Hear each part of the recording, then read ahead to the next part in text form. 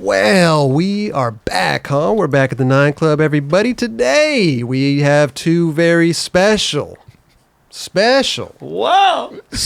returning guests. We got Jason Lee and Mr. Chris Pastras, a.k.a. Dune, is back with us. How are you guys? Wow, I'm doing great. Thank you so much for having us, Chris. Oh, dude. Dude, for sure. Let's get the mics closer because you guys aren't wearing your headphones. You guys are headphone haters right now. So let's get the mics as close as possible. Dude, thanks so much. I have like 5 beverages in front of me. Right? I don't know what's going on. No, it's all good, man. Okay. I don't have a San Pellegrino in front of me this round because the folks at San Pellegrino did not reach out to me. That was your sponsor. So now I'm rocking Arrowhead. So Arrowhead, if you make a sparkling water, call me. But we were San Pellegrino sponsor me tape didn't work. Yeah, it didn't work. We were just talking. I didn't have enough steeds. We were just talking about like alternatives to San Pellegrino. Because listen, San Pellegrino hurts your feelings, right? It's like we were pushing them. We were pushing them hard. Yeah, with no response. So we're talking Mountain Valley. Mountain Valley makes sparkling water. I think we can go for Mountain Valley sparkling water. There we go. Mountain Valley. There we go. Have you ever tried Liquid Death? Have you tried Liquid Death stuff? They have some good sparkling water. This is good. They do have bubbly water. Yeah, they do. Yeah. It just looks like it looks like an alcoholic. It looks like a malt liquor can. Yes, it does. Which is kind of cool. Back in the day, Chris and I used to drink King Cobra. Oh yeah. It's like battery. Wait, we used to drink. We used to drink 40s. 45. It was always like with Rudy and the whole gang and all the LA. Like we would always we would hang out. Chris, you had the apartment. Yeah. Oh yeah, in Venice, above the French joint on Hillhurst, Vermont. Okay, that's you had the apartment Las there, Feliz, right above the newsstand. Yeah, near the French where joint. Figaro and, is. Yeah. Okay. Can I ask you a question? We used to drink malt liquor and stuff, right?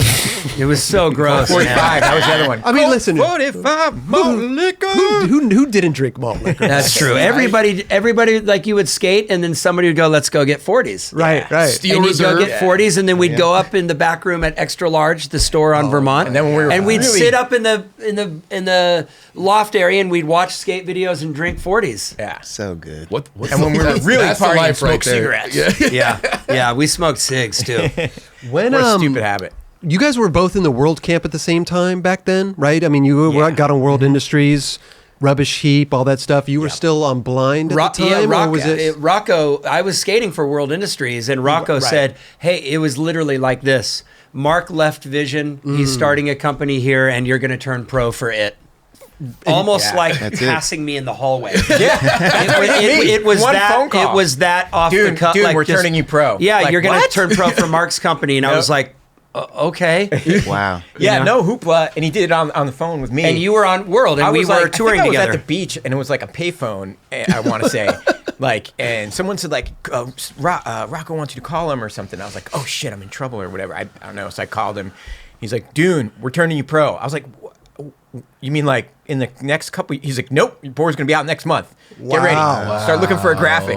Yes. I didn't even say, do you want to turn pro? But that's how they rolled, right? That's how he rolled. Like, okay. It was. I was planning on going back to New Jersey and starting college. Seriously. So I was like, I had to call my mom and be like, Mom, I think I'm gonna be a pro skater. Wow. You were seriously on your way out of skating? No, I didn't think I was going to turn pro. I had no guarantee. But we had toured together when we were amateur, though. Right? I didn't know what I was going to study necessarily. I just was like getting good grades. And didn't really. I don't remember that pro skater, Chris. I don't remember that. Huh? You were going to go back to college. Well, but did we tour when we were amateur though? Yeah. Is that where you guys met though? At that camp? We really at the World Camp? I told this story last time I was here. I know, but it's nice to know. Right? We met in 19. We 86. Met. It was that great fateful night when I met Mike V and Naudis and O, who recently passed sadly. Photographer. Rest his soul. And Naudis, Mark, and it was that night when we skated. We met. Chris was about Ed this Templeton. tall. Ed Templeton was there. Ed Templeton and I were there. Mike Neil V, Blender, Naudis, wow. Neil Blender, O, Mark Gonzalez. And where was this? In Costa Mesa at those little really sharp steep banks. Those steep little banks. Burger banks? In Almost Costa like the Mesa. downtown. Burger banks. No. These went to Vert. Yeah, Okay. Lloyd's Banks it was called. So you could scoop backside ollies out of them and stuff like that. And Mark, of course, did the big front side disasters on them. So wait, I know you guys had talked about this, but since you guys are both here, Yes. I'm loving because like, were you just there and you were just, like, was it just a happenstance like I skate was there session? You tell the Mike part V, about Mike V. Bringing us out to California. I want to say maybe Felix Arguelles and I. From your home to New Jersey. Yeah, like we Gotcha. were old school homies with Mike, and I was riding for Shut previously. Yep. But then started, kind of wanted to do my own thing, so I started riding for World Flow through Mike. Okay, And gotcha. then the Rubbish Heap video, Spike Jones was in New York filming, and I was just skating with Mike, and then. Like, I got to California or something, and like someone threw on they're like, "Yeah, you're in this video." I'm like, "What?" Wow. They put me in, like titling and everything. I didn't even know. They if I was put you gonna be in the Rubbish video. Heap. Yeah. Wow. With just basically footage filmed Such a skating great with Mike. video. I love that. Yeah, it was. I mean, it's like an iconic video. Legendary. For sure, video. for sure. So I you can't were take credit for it, but well, you were in it. So you went to California with Mike V, Mike and V, and then met all these guys. Yeah, sort of almost one by one, somewhat. Yeah. Eric Dressen and like Nodis and Wow. yeah, Mike really This like coffee's laid it getting me down. super and then stoned. Jason and I hit it off like when we go on world tours for whatever reason. Same Right. musical tastes.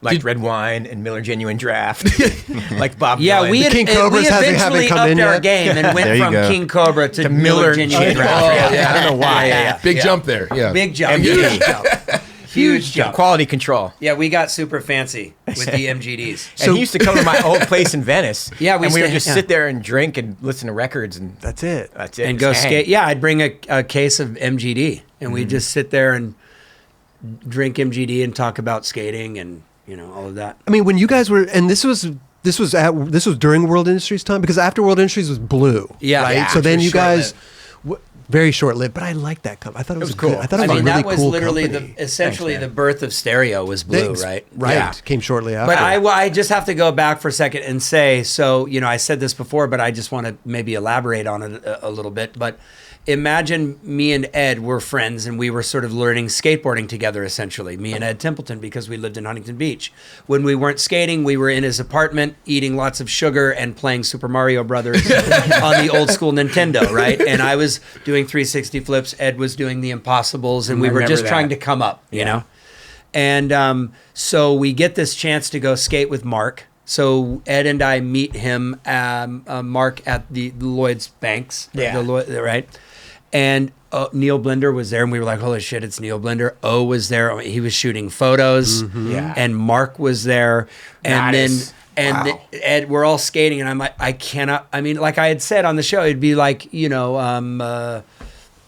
becoming, skating with, like playing Skating with baseball with Babe like Ruth. a legendary sure. baseball Yeah, player. yeah, Like we were just blown away. Right. Yeah. We couldn't believe that it was actually happening. Were you Like, skating? Were you guys skating good though? Like, were you putting it on, or like? All be I honest with wanted you, to do I was sat down. I sat down. You were the, okay. all I wanted was was for like, Mark to like oh my notice something, God. because that's what you Yeah. do, Yeah. right? Like, all I wanted was for maybe to get like a Jason okay. from Mark, and I got a Jason, and I was stoked. I had some vert and like transition skills, but these things were like steeper than the downtown banks. Like hit Okay. your nose on the way up almost, And I was like gonna need a lot of warm up, and I was just so freaked out by the session that I didn't want to do a bunch of kick turns. So I was just like, I'm just gonna sit You here sit and watch down. this guys do like. I was disasters. nervous too, That's but funny. I unlike Chris, I had courage. I pushed through it, and And you guys were looking to like get recognized. Like that no, was the day.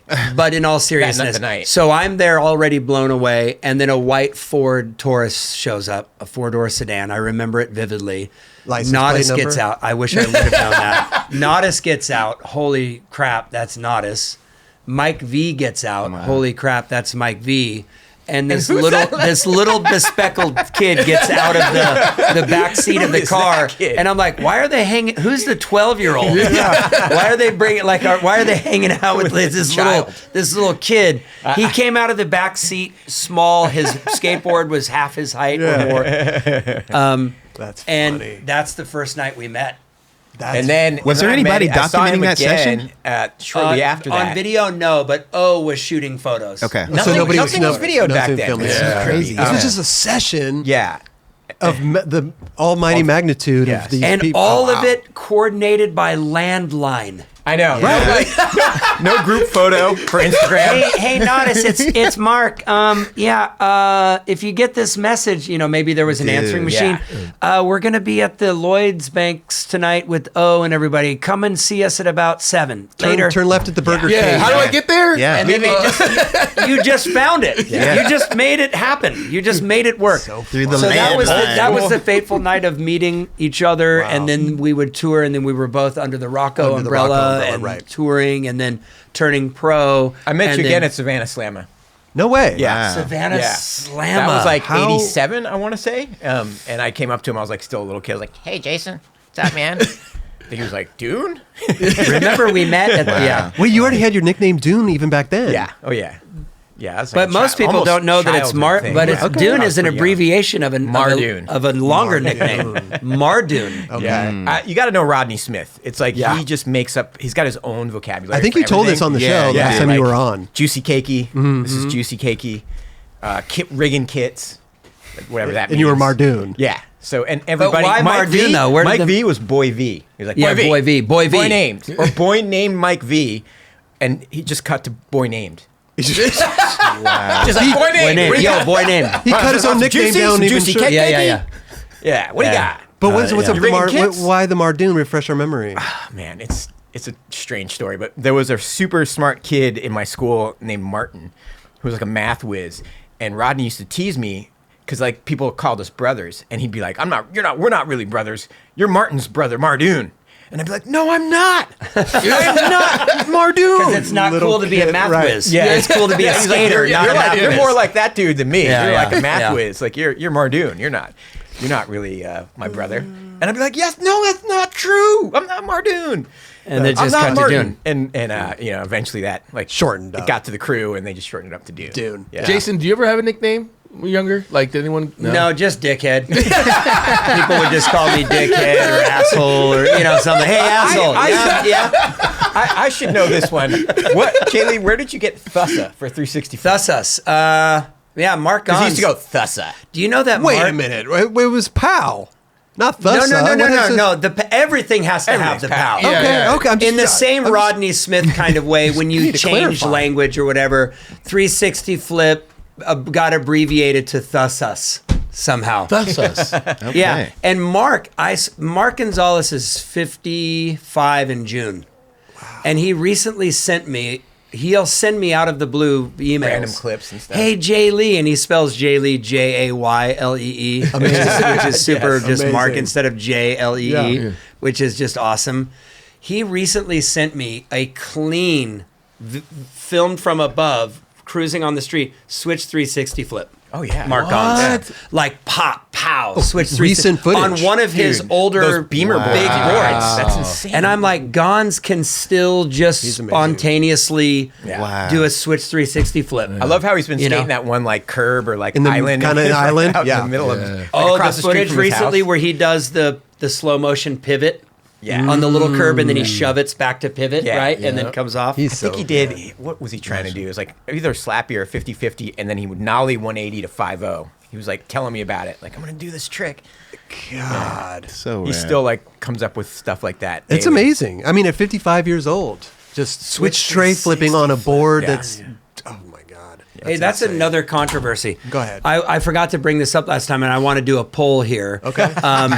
We talked about POW, and we all seem to agree that the 360 flip is better with POW 100%. versus the leg dangle. 1,000%, yeah. Something we didn't talk about that's a little bit of a controversy. Please. An additional controversy relating to that trick. I don't feel very good about calling it a tray flip. And so we forgot to talk about that. Okay. And I'm wondering what the consensus says. Let's discuss. It's easier to say tray flip versus Yes. that was a clean 360 flip. Yeah. Yep. And I'm feeling a little bit like, is my age being revealed when I'm pushing back against the youth who choose to call it a tray flip? No, kids. Back in my day, we called it a 360 kickflip. Yeah. Can we... Is it a little too dorky dad who wants to hang on to the past? Or is tray flip just a lame name? I don't know yet. I think it's a dorky dad, but let's discuss it a little bit further. You fucking ass. Because one way to get under Jay Lee's skin is to constantly say tray flip. Listen, I'm a proud dorky dad, and my children let me know that I am that relatively regularly. I'm okay with that. Well, but is the name tray flip sexy? But let's. Is it? I think it's kind of sexy. But it's kind of. I think it went from 360 flip to 3-flip, and then it went to tray flip, and then to shorten that is went tray. But I trained the pyramid, and they're like, "Thank you, tray." How do you feel about that? I want to take a poll. Can we? I trade the Santa Monica stairs. Like started skating, he's probably already tray flips out. Yeah, but like that was starting to be a part of my language at that point. So it wasn't. I was used to it. Right. When did tray flip? You're like 20. I know how to really annoy him. Tray bomb. Tray bomb. I will give you tray flip if we can remove tray bomb. Deal. Jason, you heard it here first. That's deal. Jason, here's one thing though. Okay. Switch tray. Okay. Sounds better than switch tray flip. Switch tray flip seems too much. Too much, right? So if that was a nice switch tray. So in the same way, you say, you no longer say kickflip, backside tail slide. Obviously, that's too tired. Well, it's like you say kick back tail. Kick back tail. SSBSTS. Kicky back tail. Kick back tail. Yeah, you can say that. No. You don't say kick back tail. I know, but you at least say kickflip. Yeah. Or people go kicky back tail. I've heard people say kicky back tail. I know what they're saying. Kicky back tail. Are we okay with kicky? Kicky back tail. You're not down with kicky. I won't say that. We don't want to do a kicky. We're okay with kick flip back tail, but we're not going to do kicky back tail. No, kicky back tail shove. I got to note all this stuff down. I mean, it's interesting. Hey, when you go to different countries, like you go to Brazil and Australia, they have different little terms. Really? Yeah. Well, they'll say it like backwards too. Well, I feel like they'll say kicky back tail maybe in Australia. Kicky back tail. I'm not positive on that, but I've heard it before. I've definitely heard it. I don't know where they say it. So I just want the official word that gone are the days of pronouncing the entire trick. There's also some confusion because people do 360 kickflips, like where their bodies travel. Yeah, 360 board and body. So it's a little tricky. Well, I'm curious of when the term tray flip came into existence. Probably in the early 2000s. I say early 2000s. Yeah, okay. Sure. So early 2000s. So yeah, I think it's one of those things too. It's like, the kid BRB, LOL, like right? They shorten up everything. It's just I know and it's easier to say. It's a tray. Is just if you say tray, you know exactly. Hey, what it is. I'm just going to say this, and this again might be my age. I never really. But I'm okay with calling it a 360 flip, and I'm not going to apologize for that. I might call it a tray flip here and there, and I might say kick flip back tail. I'm okay with that. Yeah. Mm-hmm. But I don't. I'm not. Back tail. No, I won't say kicky back tail because that might be the equivalent of tray bomb. I think it's maybe. I can agree I think with you it's on that. fine either way. I mean. Okay. As long as I know what the hell you're talking about, I think it's fine, right? I love. You're being very diplomatic, and that's because here's the thing: okay. I love the word 360 kickflip. I think it's a good. I think there's a good ring to it. It's very descriptive. 360 flip. Okay. But then also like 360 flip, tray flip, 3-flip, tray like flip. Okay. That's why I said maybe it's a generational thing. Yeah. No. Yeah, definitely is. Right? It's like you're playing to film your line. You're like, all right, I'm gonna kick it back tail ledge. I'm gonna tray flip. I'm gonna curve the corner, and then I'm gonna. You just quick. It's quick combo. It's just like quick combo. It's Now like, do it in the long term. I'm gonna do a kickflip kicky back tail, switch tray. No, switch 360 flip. I'm gonna do switch stance 360 kickflip, and then I'm gonna turn around. I'm gonna do a regular stance 360 kickflip. Like if you say it like too much, you're like, I'm going to push. Yeah. I'm going to push 7 times, and then I'm going to do a kickflip, backside tail slide, revert. Yeah. As the shove it guy, I should throw the flag up when people try to just use shove. Shove. That's another thing, that 360 shove. But it's another abbreviation. Yeah. We say we go the 360 shove because like back in the day, Mike V used to use his hand signal like stop. Oh really? Yeah, I'd be like yo. I think we got to be okay with the abbreviations. All right, I okay, do. okay. Unless it's stupid like kicky. Yeah, some don't. We sound, don't do kicky. No. Well, it doesn't really match with our the way we talk. You Yeah. know what I mean? Yeah. I don't know. I've heard like people from England have a different way of saying it, and it sounds right the way that they talk. Yeah. you know. They say, "Oh, a kicky back tail, mate." Yeah, I don't, like, you know what But I I mean? agree with But- you on the tray bomb. I don't think. Yeah, We don't do the tray tray bomb. bomb. Like no. But skaters are smart. I mean, that went away for good reason because people were like, "Yeah, it doesn't sound right." Yeah, Yeah. just like pressure flips. Yeah.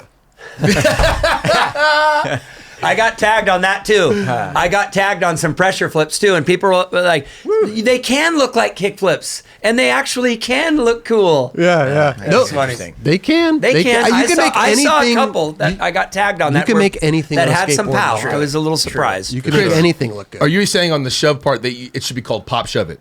Is I that was just kidding. I'm not that annoyed. Not by even it. pop. Maybe just shove? I Just don't know. shove, You but can that's the leave the equivalent, it out, right? Poppy shove. Shove it Like You back have- shove, front shove, front shove, back shove, kicky tray bomb. Shove it. shove out. Why the it? Why a shove it?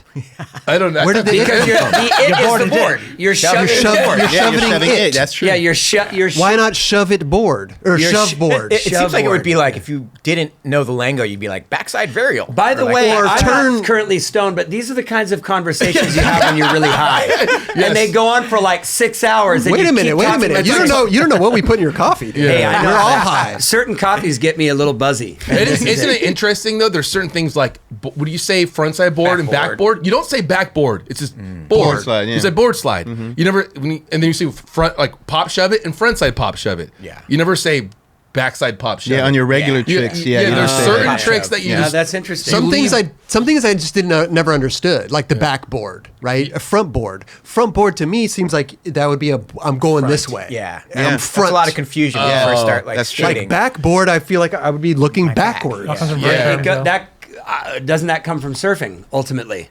Because if you're going up to the curb, front side, and then you're Because you're looking at the curve. you're approaching the Yeah, the thing front is, side. the thing You're- you talk about is in you're front of you or approaching behind it you. with your front, Yeah. and then you're putting your board over it. But a front board, you're going backwards. Shouldn't it be Yeah. a backboard? No, well, it's Man, always. how I'm you hit the lip. tripping balls It's right the way now. that you face the object. Exactly, It's always sure. the way Yeah, that you face the exactly. object. Yeah. So I can surfing, see your the confusion. your front is facing the wall of the wave. Yeah. I want to sit here and I want to change every terminology. Can we change some Let's stuff do up it. here today? Yeah, Hopefully it'll stick. yeah. Backboard is no more backboard. Backboard's a front board. Now, can you imagine? The first time we saw Mark, there's that nighttime photo of Mark doing a frontside board slide on a curb. Flash and roll. And It said flash and roll. it said flash and roll. Oh, because wow. there was a flat, you could see the flash in the little garden bed, I think. Yeah. Flashing gongs. we all called them And this flash was and in the roll. 80s. Of course. So we called frontside board slides flash Flash and and rolls. roll. Wow. Back in the Really? day, yeah. And I literally thought that that's what the trick was called, but it was just a little funny comment in the whoever just wrote it in the description magazine. or whatever? Flash and roll, like just to be cute or I've whatever. never But we heard thought that. that was Flash what and the roll. name of the trick was. Can you do a flash and roll? Because it was so early on, not everybody was doing frontside frontside board board slides. slides. This is the photo right here? photo right here. That's not the photo, but man, is that photo good. That is a great I think photo. it's a black and white photo, Raj, of We'll It's try a to find nighttime it's photo. a nighttime photo, It's at and it's Hell black Curb. and white. It's at Hell Curb. And it's a Curb little, in it's a shorter Orange curve. County Okay. or now Huntington Beach. Oh, here we go. We found it. He's Yeah, right That's there. it. Full screen. Yeah, Yeah. flash and roll. Man, is that a cool photo? Yeah, open image and new link. That does not look like it's at Hell Curb, but I think that's the photo, right? No, I don't know if that's the I'm photo. not sure. It's very similar to the one that we're talking That about. could be. I think I remember seeing the flash Dude, in how the did garden he know bed, to though. turn his shoulder like that? Like, Was it a cup just sitting there? Wait a Little minute. Slurpee wait a cup minute. right there. Hold on. Where's the flash? See, I might remember be a seeing. caption. I remember seeing the flash in the thing photo. I don't because think that's that's why they actually- called. that's not the They photo. called it Yeah. flash Running roll. those Jordans. You don't think Yeah. that? Wait, this is not the photo then? It could be from that same night, maybe. I thought it was from a different angle, but you know how sometimes your memory trips you out like Yeah, that? for sure. You'll remember something a specific different, way. Years later, you'll see the photo and you're like, that's not, Yeah, that's it's not- from a different angle. Yeah. That could be the photo, Yeah. and I'm just I remembering think it you're right. differently. The flash was in the photo. Right? It makes Okay. sense that it would be All if right. their caption was there. So Hey, here we Roger, go. has Arrowhead called yet? There it is. Gonzalez flash and roll slide. Oh, there we Well, go. there it is. Hey. I Oh, see, remembered that's- it differently. Thanks, Raj. So There's but no- maybe, but there's- maybe it's because the flash is coming Well, from you the cam. see the flash Yeah, yeah. hitting him, and Hitting so flash and roll. Yeah. Controversy averted. There we go. There we go. Flash and roll. Maybe that'll come back. I'm glad we settled one thing tonight. Yeah. You know what I mean? Yeah. So flash and roll could only be a front board, though. It can't be backside. Yeah. You can't do back flash and roll. The flash is capturing him doing a frontside board. Yeah, It yeah, actually So there you makes go. sense for that trick for some reason. You Yeah. know, like Yeah. looking over your shoulder, flash and roll. But how good does a front board look, though? It's one of those tricks that, like, when your body's positioned, you're looking over that shoulder, your Yeah. arms, and your leg. Like, there's certain tricks, back tails, Yeah. Frontside nose slides. crooked. Like, there's certain Yeah. tricks that, man, they are so photogenic. If done man. right. 100%. Right. When- If done right with the Totally. sexy arms up like But that. but those are the tricks that just they go up. You're naturally going up Naturally, into that that's position, right. right? When the body kind of organically does that, it's really nice. Remember That means the when, trick when is Mark good. had a board slide photo, like when he was in the Gonzo era and had his hands on his head? Yes. And it was like raining. It was Yes. like Williamette, like Yes. Oregon. And for some reason that photo, I was like, why is his hands on his head? Like it just really stood out.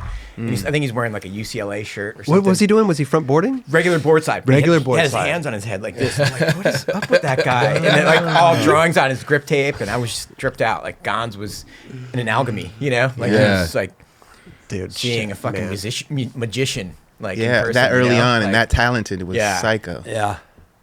Can we go back to? Yep. I want to go back to world industry because I love Yeah. the forming, going to blue after Yep. world and blind, then forming stereo, right? Because you Yeah. formed stereo in 92. Yep. Yeah, yeah. Which is crazy, by the way. 30 years, congratulations! Yeah. Yeah. That's Oh, yeah, insane. that's so awesome. Thank you. Yeah. Yeah. But I'm interested too because like here you guys are coming off world. I mean, excuse me, world and blue. Blue Yeah. was short lived. Real quick, not to cut you off, was Kareem ever on Blue? Kareem was on blue. Oh, yeah, he was. Right? It was Kareem Yep. was on blue, and we had Sean Christopher was like flow guy, Stephen and then our Callis. one AM was Stephen Yes. Callis. Snacks. Oh. Yeah. Snacks. Yeah. Flip snacks. Good. Yeah. So, Oh, by the yeah, way, that's- really quick, there's That's a it. photo. That's the photo. That's Yeah. the photo. Mark with his Yeah. hands on. Yeah, that. I was just Yeah. like, what is up with that? And he has dude? the random elbow pad on. And how is he? There's a Wow, board in the good way. How job. is he even going to come off of that? He probably landed on it or Rode jumped away. off his and landed Dude, on and, it or and the did footage some of kind him of. from Oceanside, like that contest. Oh, he like has the 86, sticker in Yeah. his head. where he does in like his the head. foot plant on the bench. That's the contest where Nodis tried to board slide. slide, yeah, The handrail, and nobody really knew what he was doing. Wait, why did he go up to the hand? Nobody really. We were like, him why and Mark was he sessioned the trying handrail. to slide that? You know what I mean? He's ahead of the game. Well, so He he didn't understand. Yesterday was slide Nodis' down it? birthday. No, Happy he birthday, botched Nodis. it completely. You know what I mean? But we were like, I think he was just trying to slide. But the handrail was literally this long. Yeah. You know, but we were like, whoa. Like the first Yeah. attempt. seeing How it. crazy is that? Because nowadays you kind of know what's possible and what's not possible. Yeah. How Yeah. funny is that? Back then you couldn't even comprehend what that. Those were what the that formative was. days Yeah. of drawing the blueprints. Yeah. Right. You know what I mean? And then you ticked it off. Once somebody did a handrail, a board slide, okay, now all skaters can do that. Right. Okay, next we've done the kickflip. We've done the gap ollies. Tray flip. Somebody's done a Tray bomb. A tray bomb. somebody's done a handrail. Okay, somebody's grinded and then you just tick it off. Right. Yeah. And then now it's just all variations of those fundamentals that were laid out essentially by Nodis Mark, and Gons in a Nodis, lot of Mike ways. V. Yeah. I mean, I guess like for ollies and stuff, like it's just Nodis. Once you saw Nodis ollie, you were like, oh my god, there's all this other stuff that can happen. Right. You know what I mean? Like even now, when someone's got amazing pop, you're like, Tori Pudwell could probably like backtail this or whatever. Like Thiago Lemos. But it was trippy because you would look at skateboarding from a whole new lens. Like when I saw Nodis's clips, I was like, oh my god, like already ollieing up picnic tables in like '86 and stuff. Yeah, like, what is how it? funny is some of those old street contests or Streets whatever. of Fire. Streets of Fire, yeah. That just such 16 good pop. And millimeter Mark footage too, of man. Nodis. Mark's like Yep. Man. see the thing because everybody could ollie, but like our back foots would dangle off, and they were so out of control that you never really felt comfortable like ollieing into a Smith grind. It's like you could do the ollie, maybe you could do a Smith grind on a ramp, but you weren't gonna like ollie Smith grind. But Right.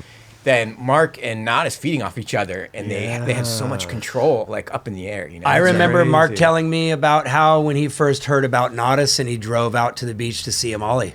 Wow.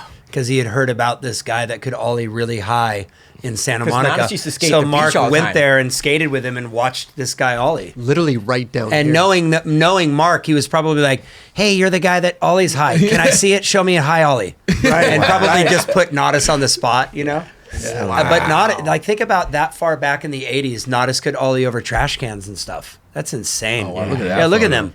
And Just I two said it kids, a second man. ago. Nodis had a birthday. Happy birthday, Nodis. Happy birthday, Nodis. Yeah, man. Legend. Happy birthday, bro. Nodis is still one of those that we see him down here at the beach when we're Yeah, skating. yeah. Listen, I don't get starstruck. I don't get, Yeah, but yeah. he is one of those guys where I'm like, Yeah. I'm like, Oh yeah. there's It's like seeing Nodis, there's Bigfoot. Nodis. It's There like he seeing is. Bigfoot. Yeah, You see him yeah, like, dude, there yeah. he is, dude.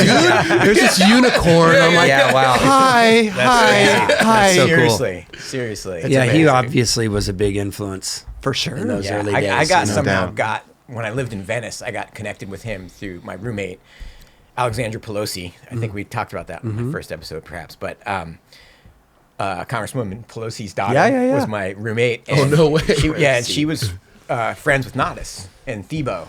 So that's how I got to know Nodis. So I was like skating with Nodis like every other night at the beach and just going like, oh my God, I can't believe this is happening. Like, Right. yeah. How old were you? 18. 18. Yeah. Okay. And I like going up to Nodis's door, and you know where he ollies to tail in like Streets of Fire, I think Yep. it is, and goes down the block. It's like, damn it, hey, are you following me or whatever? Like, And you go there and you see "Damn it dun, dun, in dun, person. dun." Yeah, and I'm like, the soundtracks are playing in my head, and like, just his terminology, and I'm like, there's the stairs. Oh my God. Right. Yeah, and just everything, like the curbs, like it was just surreal. Yeah, he surreal. just annihilated those spots back in the day. Huh? Yeah, you did. He put on a demo when he brought you down to the beach. You'd be like, "Oh, just watch Nodis skate the bench and the curb, and Yeah. like all that." Crazy. Yeah. I love The island. Chris, I don't think we did. Oh, we didn't answer cover- your question about. Yeah, not blue. Oh, blue so in a Mark stereo? left Rocco, it. Yes. Right. and then being young and excited and impressionable, Rocco was very encouraging. And hey, you should stick around and try to run blind. Right. Any kid would go, yeah, that's exciting. Whoa, you mean I can have some creative input and stuff? Yeah, totally. But then it ate at me a little bit. I didn't feel right about hanging. I think I mentioned this last time, but I didn't feel right about hanging out there with Mark gone and the brand This being was his- continued. right. Yeah. And so I eventually was like, I don't know that this is right for me. I feel bad for Mark, kind of. Was Like- there a conversation between you two and at then that Chris point? was like, "I'm gonna bounce, right?" Yeah. And Why then were we you were gonna- like, what- "Let's bounce But why- together," kind of thing. Right? I remember when what motivated Jason to leave, in large part, Rocco, God bless him, funniest, did a lot of amazing, hilarious things with advertising. But one of his things he did was write a fake letter from Jason to Mark, and it was like, "Hey, Mark, hope you're well. I got Rudy guy and me are having fun. I'm running blind now," or something. And This it was said, an like, ad. Yeah. Yeah. And I want to say it said like, "P.S. I've got the Volvo" or something, because that was Mark's old car. And I he think traded that with was Rocco. me, I maybe can't- just being young and not but really that was knowing kind what to that make was of gnarly it. though, because it put you Yeah. on the spot. It did with the put me- Gons. yeah. because it was like a fake letter where Jason was saying Like as if "Blind's I now had mine." basically said in a kind of like conniving or like, in a kind of a crappy Dick. way, Yeah. like, hey, Hey, I'm buddy. hanging on to your brand now. Sorry I've got all those to amps, lose I've got all you. those Yeah. riders. Yeah, And Did you it was Did you know it was I know going where on? Rocco was going, but It was me. I mean, this feels like a completely different. I mean, this is decades ago, right? Yeah. I mean, I'm just a kid at that point.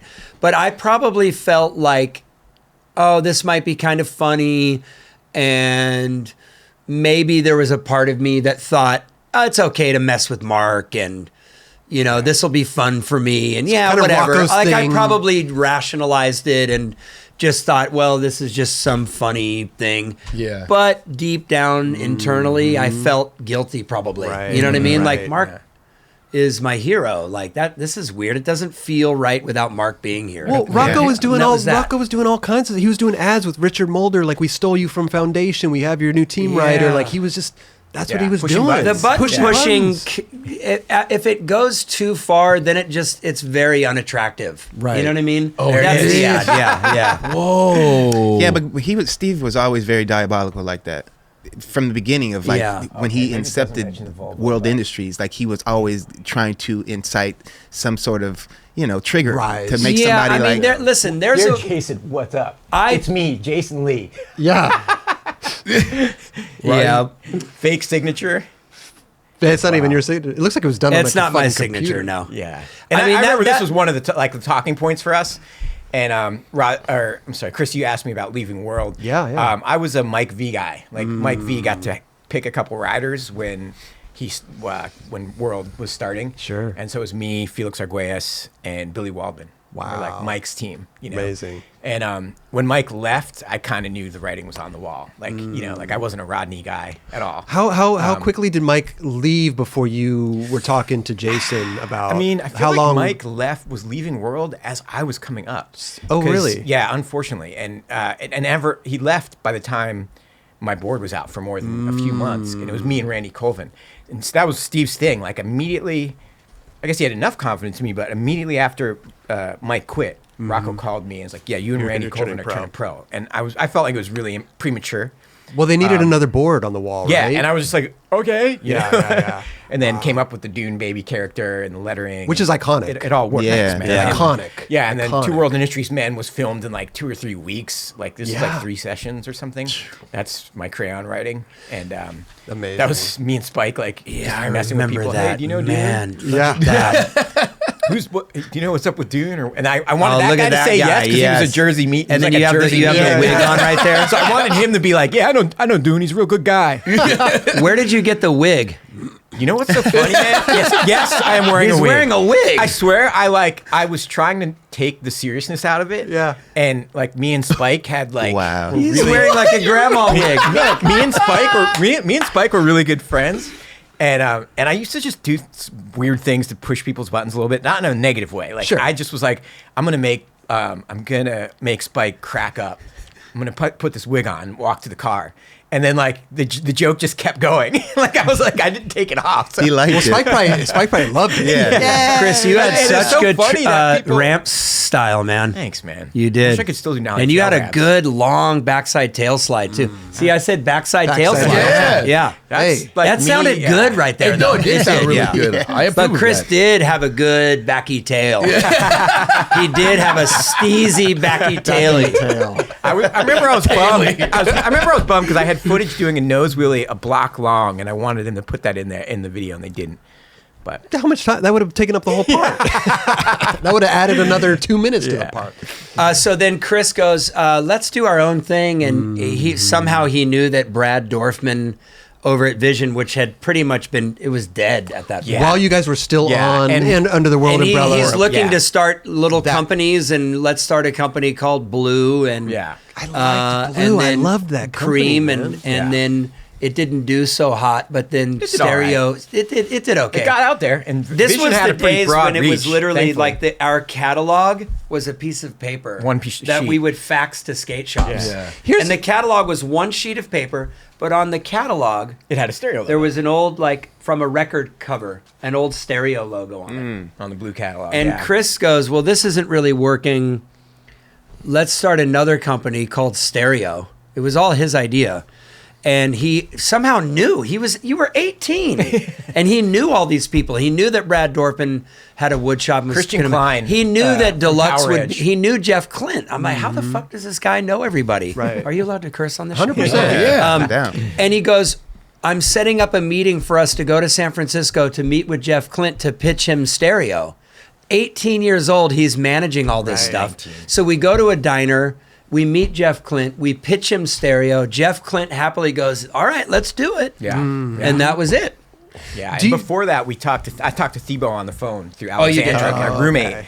and he was like, "What's up, Chris? I heard you guys are bummed on Blue or whatever." And it wasn't like bad. Like Brad Dorfman was great to us. He treated us like really well, Was and let Blue- us just do whatever we wanted. Was Blue even So it was your a little guys' all company, over though? the map. It We was- technically it was- like registered it or would have been like a copyrighted. royalty This setup is where with nobody Vision, did you know? copyrights. Back But in it the wasn't day. even like it wasn't you didn't own Blue. No, That would there have was no been paperwork Dorfman. filed. And we would have Yeah. been like a royalty Right, kind okay. of license.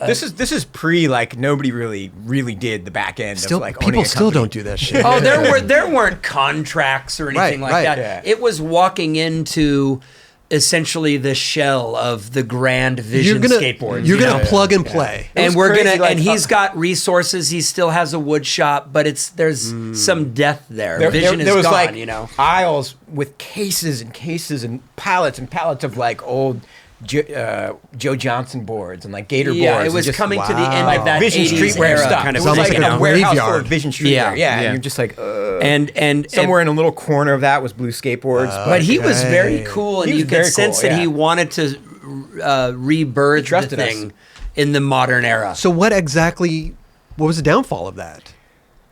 I think when because you had Kareem, you had all these people. Listen, all respect to Brad. Maybe he wasn't at that particular point savvy with the money, or savvy in terms of like, this is where skateboarding has been. Yeah. This is where it might be going now. Okay.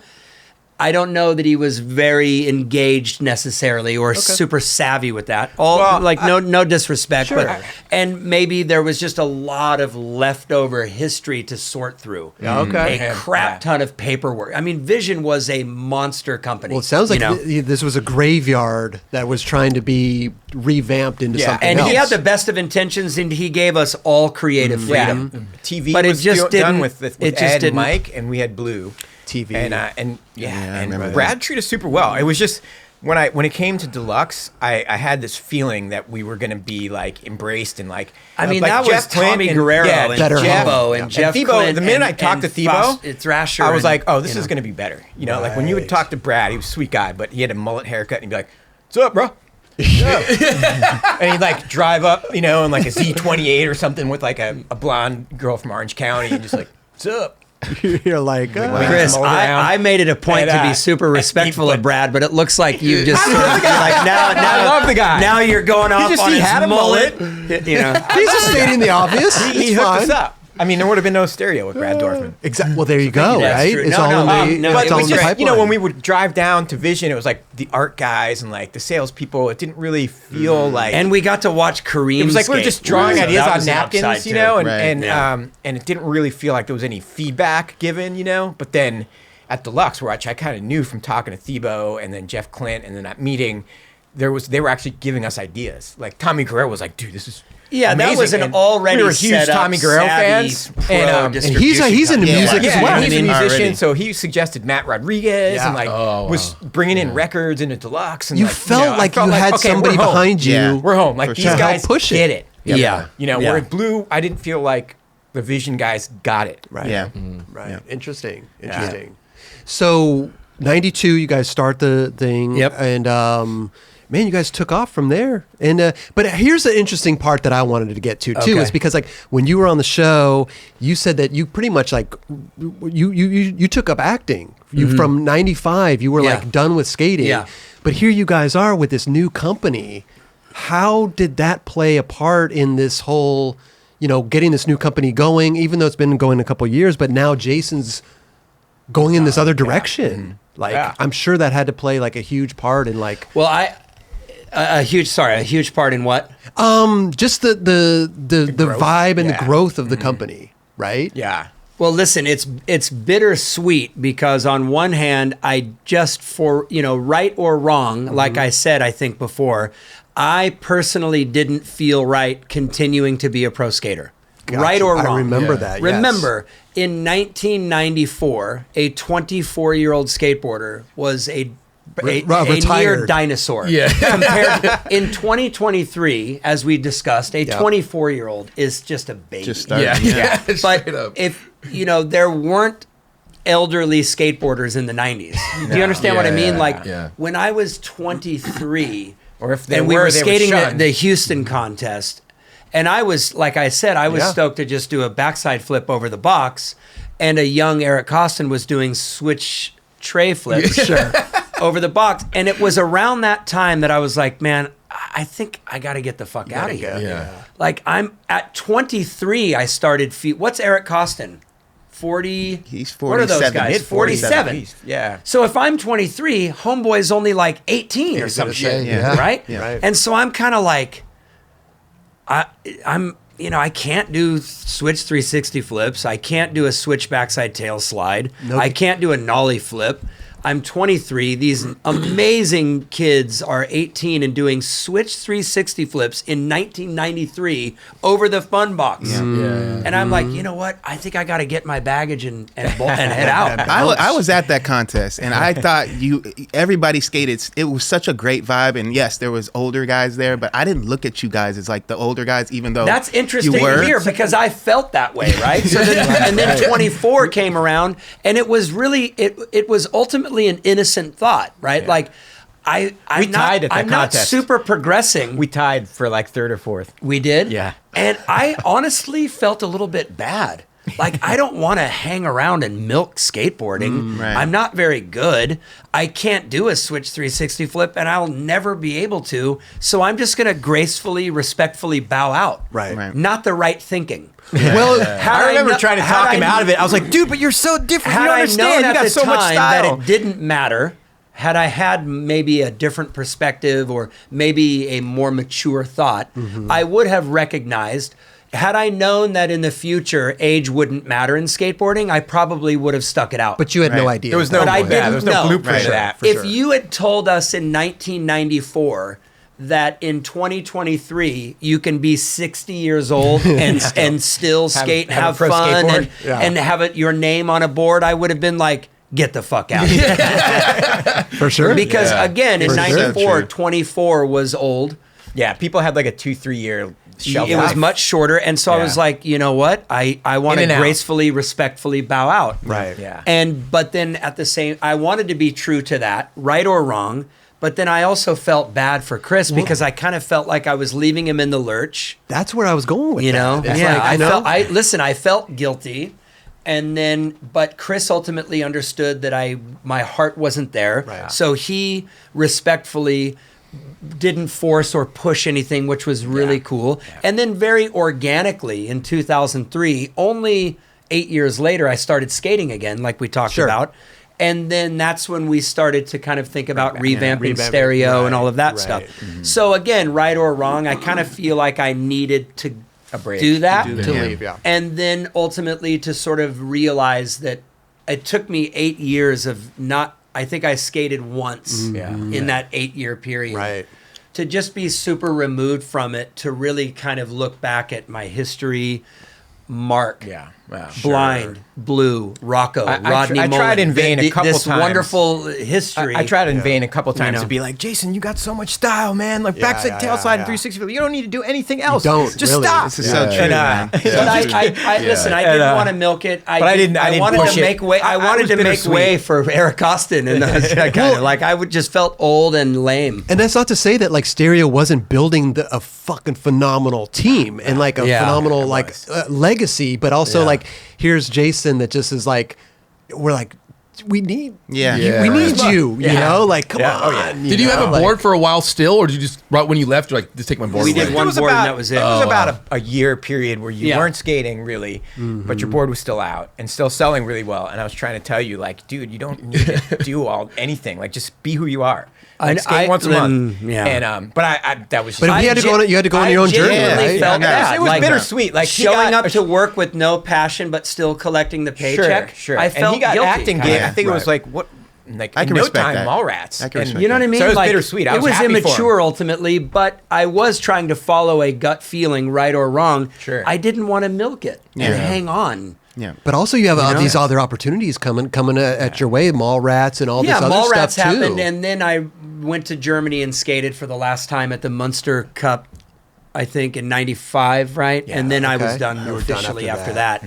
And now it's much different. Like you can be whatever age, sponsored, not sponsored, skate, slappy curbs, have fun. Like it's way different now. And I think sometimes with skating, listen, this is our lives. We grow up doing this, right? And sometimes that passion is not there. Right. And you have to kind of go on your own journey to rediscover that passion. Right. Sure. And like I saw that in Jason. And I think probably you've been through that too. Right. I've been through that. Like just growing up and skating and just we're consumed with it. Right. Nowadays, kids grow up and they can play basketball or soccer and play the violin and skateboard. Back in like the 80s, it was like you skated and that was it. Yeah. And then if you got a job, you weren't really a skater anymore. You know what I mean? Totally. That's true. Yeah. It's just was so like you weren't combining it with any other sports or any other like creative. Hence my outlets. not wanting to feel like I was using it, milking it. right. You know what I mean? Well, when and then again in 2003, I started skating again every single day. I was 33 years old,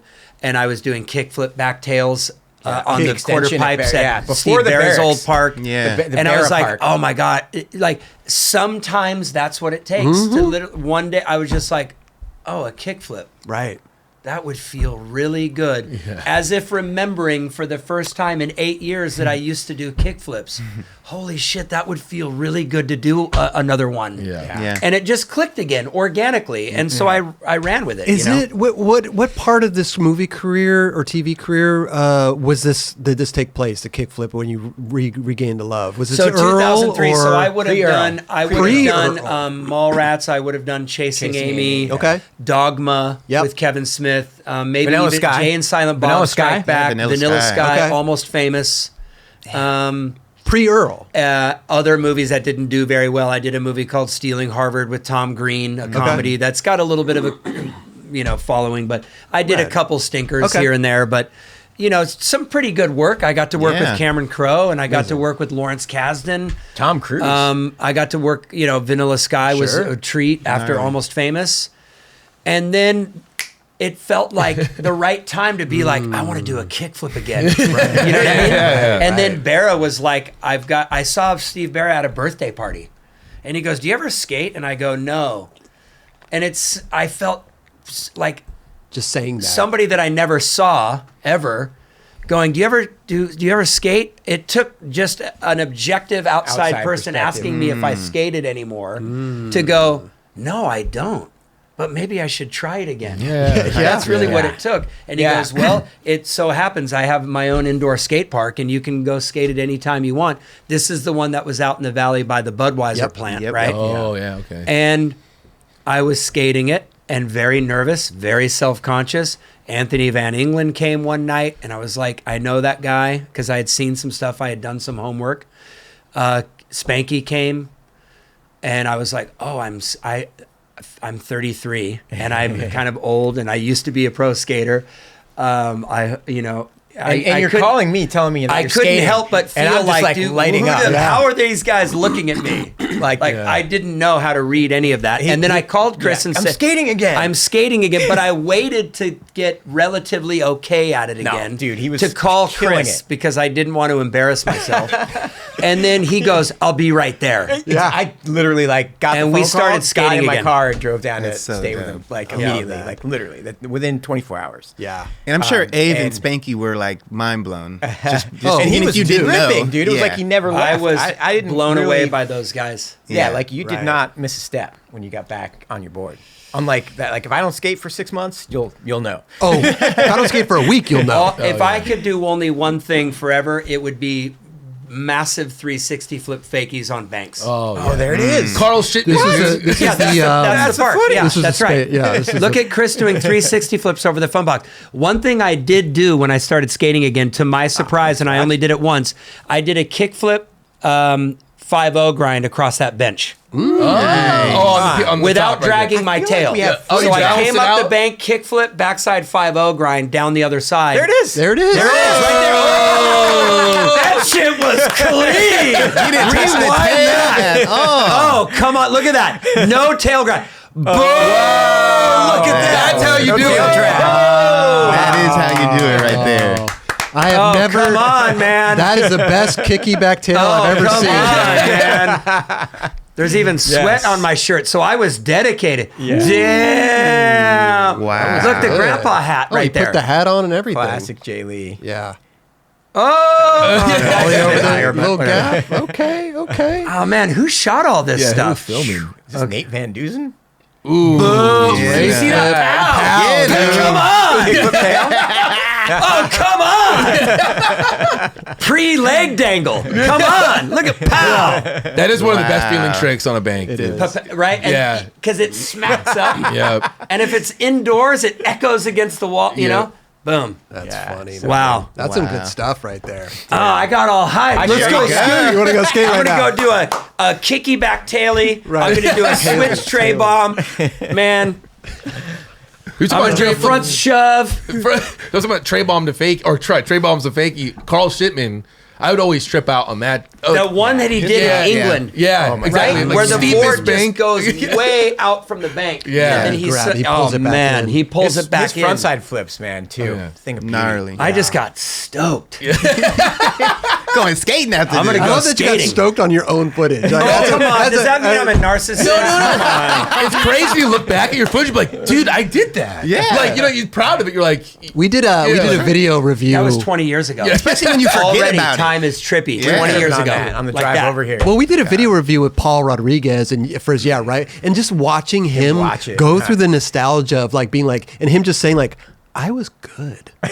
Like he, I was tripped out. really Yeah. good. Hey, my enthusiasm is mostly because I can't do that anymore. And you know what I mean? So I'm stoked to see that. It would, right now, in all seriousness, it would probably take me about 2 weeks of skating every single day to be able to repeat that 360 flip fakie on Seriously? that bank. No. Yeah. Really? 2 to 3 weeks. 3 weeks. Yeah. Okay. Because sore Yeah. I think knees. some 60 I'm flips. saying I've had PRP on the knees. I've had the yeah, platelet knees stuff. stuff. I've Okay. had the, you know what I mean? The You knees. say that, I get but sore. every I single get, time we jump on our boards, it like by the end of the session, within like 30 minutes, you're doing 360 flips. No, not Yeah, anymore, dude. I don't It takes know. a minute. Give me a couple weeks, and I'm going to refilm that, and we can play it here on the gonna night. refilm it. Exclusively. Do The it. POW. We got to Yeah. get the POW, dude. Bring the POW back. Yeah, dude. we'll see. I might be bringing back the Geritol, bringing back the Metamucil, bringing back the What's the ibuprofen. opposite of POW? What's the opposite of POW? Pal, SOG. Sog. No, Very good. You know what I mean? That was good. Thinking right there, bro. The opposite Yeah. of POW is like a piece of wood that's been sitting out in the rain. Yeah. It's a little Yeah, soggy. yeah, yeah. You know? It's soggy. It's warped. Yeah, it's nobody soggy, wants it's anything to do When, with when it. you say Yeah. SOG, like it makes me remember like in the 90s, like Slappies went away. You know, Yeah. like everybody's like, kind of like, Sure. that's old, man. Like that's, you got Ollie to this, right? Right. So it was interesting for me to go backwards in time and skate curbs and be passionate about it again because It's I fun. was, like, I was doing stuff that I'd done in like, I had to actually, there was a couple tricks in old footage of me where I was like, oh, I used to do backside 5-0, 180 out, Slappy. I didn't even know that. It's in Two World Industries. It's in Rubbish Heap, I think. Rubbish Or Heap? I'm not sure which one, but I'm skating a curb with Billy Waldman. And I also, there's a bank to curb and I do a Smith grind, like a Slappy Smith grind. And I had to watch footage and be like, oh, you've already done that. Like the nollie board to over hurricane, sugar cane or whatever you want to call it. Mm-hmm. I was trying to learn that at the spot. And then somehow I'm like, wait a minute. And I saw the Two World Industries, man, and I'd done it. You're like, I've back already then. done this. So it was a trick. Oh, that's Yeah, but I had forgotten half the tricks I used to do, you know. Well, But, slappies are an interesting thing now that they've come back, you know, and like but they're so fun to watch. Yeah, they're yeah. fun to do. you guys been ripping the curves Oh, too, dude, man. thank you, bro. It's We're so just having fun to do. It's fun. You know, it kind of feels like all the hard work was put in. Lots of important people laid a lot of very important groundwork. Totally. Now you can kind of just do whatever. Yeah. That's Totally. what the beauty of modern day skateboarding. Open It's game. got its negatives. Every generation, you know, there's always its negatives and stuff. For sure. But the fact that like younger people know the older skaters now, I think we touched Yes. upon this last time. Remember when we were teenagers, there was a great unfortunate disconnect between us and Tony Alva. Right? Yeah. All like those guys laid so much important groundwork. Jay Adams and Stacy, all those guys. But you realize that later. We realized that Yeah. later. Now, what's really rad about skateboarding is it's not later. Yeah, and people Young embrace kids the do history. bonelesses, Yeah. slappies. They skate Yeah. bowls. They Everything. know the older skaters. Yeah. It doesn't matter your background, your age, where you're skating. Everybody's going to high five, laugh, have fun. Exactly. Gone are the days of, oh, that's the rocker guy. Oh, that's the tech guy. Oh, that's this guy. And there being kind of weird Clicks. judgment. Yeah. I know Yeah. there's still probably clickiness sure. and judgment, which is not cool. But it seems like overall it's way more familial. Yeah. And like Yeah. accepting and like you're just stoked to see somebody have fun. Yep. Yeah. And you're not as judgy about like what they did on their board or whatever. That's really cool. Oh, I And especially in go ahead. 92, sorry. No, Chris, please, but please. In 92, you'd like do a demo or a contest, and there's literally like 50 people there. You know, and like it's funny to go back and watch footage, and you're like, wow, there was like less than like 100. Audience members. Nobody there, and a jump ramp, and a curb.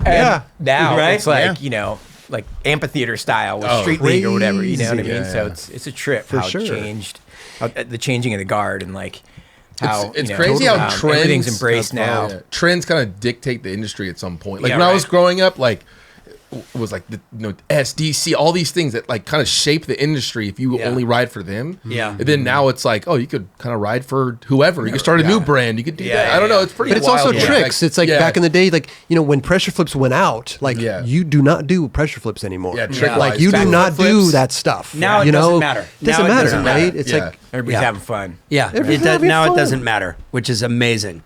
Sure. Well, Go ahead. I was gonna say like how Vert kind of died, right? It was like Vert was the big thing, and then street, and then the Vert guys were like, okay, I gotta fit in here. Yeah. And some did it well, some didn't do it too well. And we don't really have that now. Now it's like you can do whatever you want, like you were saying, Like, well, now it's more impressive when you see Yuto or Zion or any of these people that you see them on Vert. You're like, oh, It's insane. oh my god, like Rashad. You're like, damn, bro. These guys can Like, skate Vert. Unbelievable. amazing. Seriously. It's We impressive talked when a about 50-year-old shows that up, too. having come from the presence of skate parks, right? There was the big uptick in skate parks. Yeah. It's more accessible for everyone to learn To learn a hand plant and then kickflip some stairs in the same day. Yeah. That's sure. amazing for skateboarding. For sure. When you guys were doing like the blind video, because you had a lot of like Vert tricks in there too. Was that like? Did you have any inkling of putting that in there, or did Spike just put it in, or what was the? I think I had Because Mark had. I was Vert there tricks when too. we were editing the stuff. Okay. So definitely knew that we wanted the Vert stuff. Okay, I don't you know did. I don't know whose idea it was to start with the Vert footage. You guys were skating Christian Asoy's ramp a bunch. Yeah, that was in Echo Park. Jason was living in downtown LA, and like padding up and skating Christians up Every day in Echo Park, not too far from where I live now, up on the hill. W.C. Fields' old estate. Yeah, he was renting this old east side estate, you know, and he had a beautiful big Vert ramp there. So that was Christian Soy's ramp in the blind video. Yeah, Wow. and I skated it every day. I had the Vert Christian duffel would come bag out- with the pads, and Christian would come out in the out robe? with his robe and slippers like, on, and you were "Woo!" just like, "What a legend!" Wow! He'd come out God all bless him. smiley and probably stoned, with his Super robe stoked. open. There you go. There's the And Vert then, footage. he'd come out and sit on the ramp in his robe with his slippers that's on, like, Christian. "Hey guys." That's so Christian Soy. Look at this though. Yeah. It was cool for me because this is the first video I ever saw. Ever? Blind video. Yep. Wow. Blind video days. Dude, that back Right, to yeah. You're like, why is there Vert footage in Well, this thing? kinda. Yeah, kinda, right? Yeah. right? It's like I wasn't even Well, Mark thinking always, about anything always Vert. skated Vert and Street, So Oh, I think this he had right something here to do is with so that. good. This really. is so sick. Mark Gonzalez. Yeah. Yeah. Like back That's just in a the day. manual, though. That's the No, thing. but the I know, 180 but out though, a little snap. You actually can turn pop this the off, 180. This is embarrassing. Just now. the time, no, bro. no, that line's too slow. It's too slow. There's no flow to it. Look at those calves, This is not Those good are the footage. You can enigmas. turn Those this are off. so good, bro. Wait, let's see how many shove-its you did. Yeah. Fuck you, man.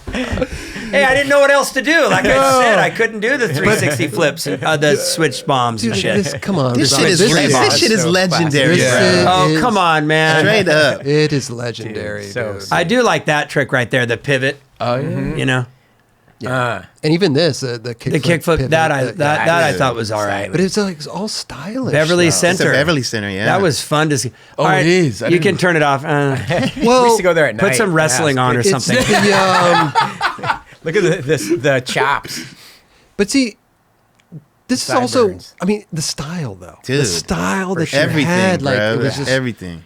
Really distinct. That line is Yeah. yeah. Where was it? Where's the psych? That's- What? Where's the psych? Let's get psyched. No, Where's psyched where's to the- kill I gotta say, Five-0. like Jason was one of the first people I saw. Kicky like, back tail. Most There it people is. I skated with were frontside guys, and Jason was one of the first. see, people I couldn't saw do a frontside Was flip. like a backside guy, like backside flips, backside tail Right, sides. backside was it. Yeah. But wait, can we? I always thought backside was harder. Can we talk about this? What?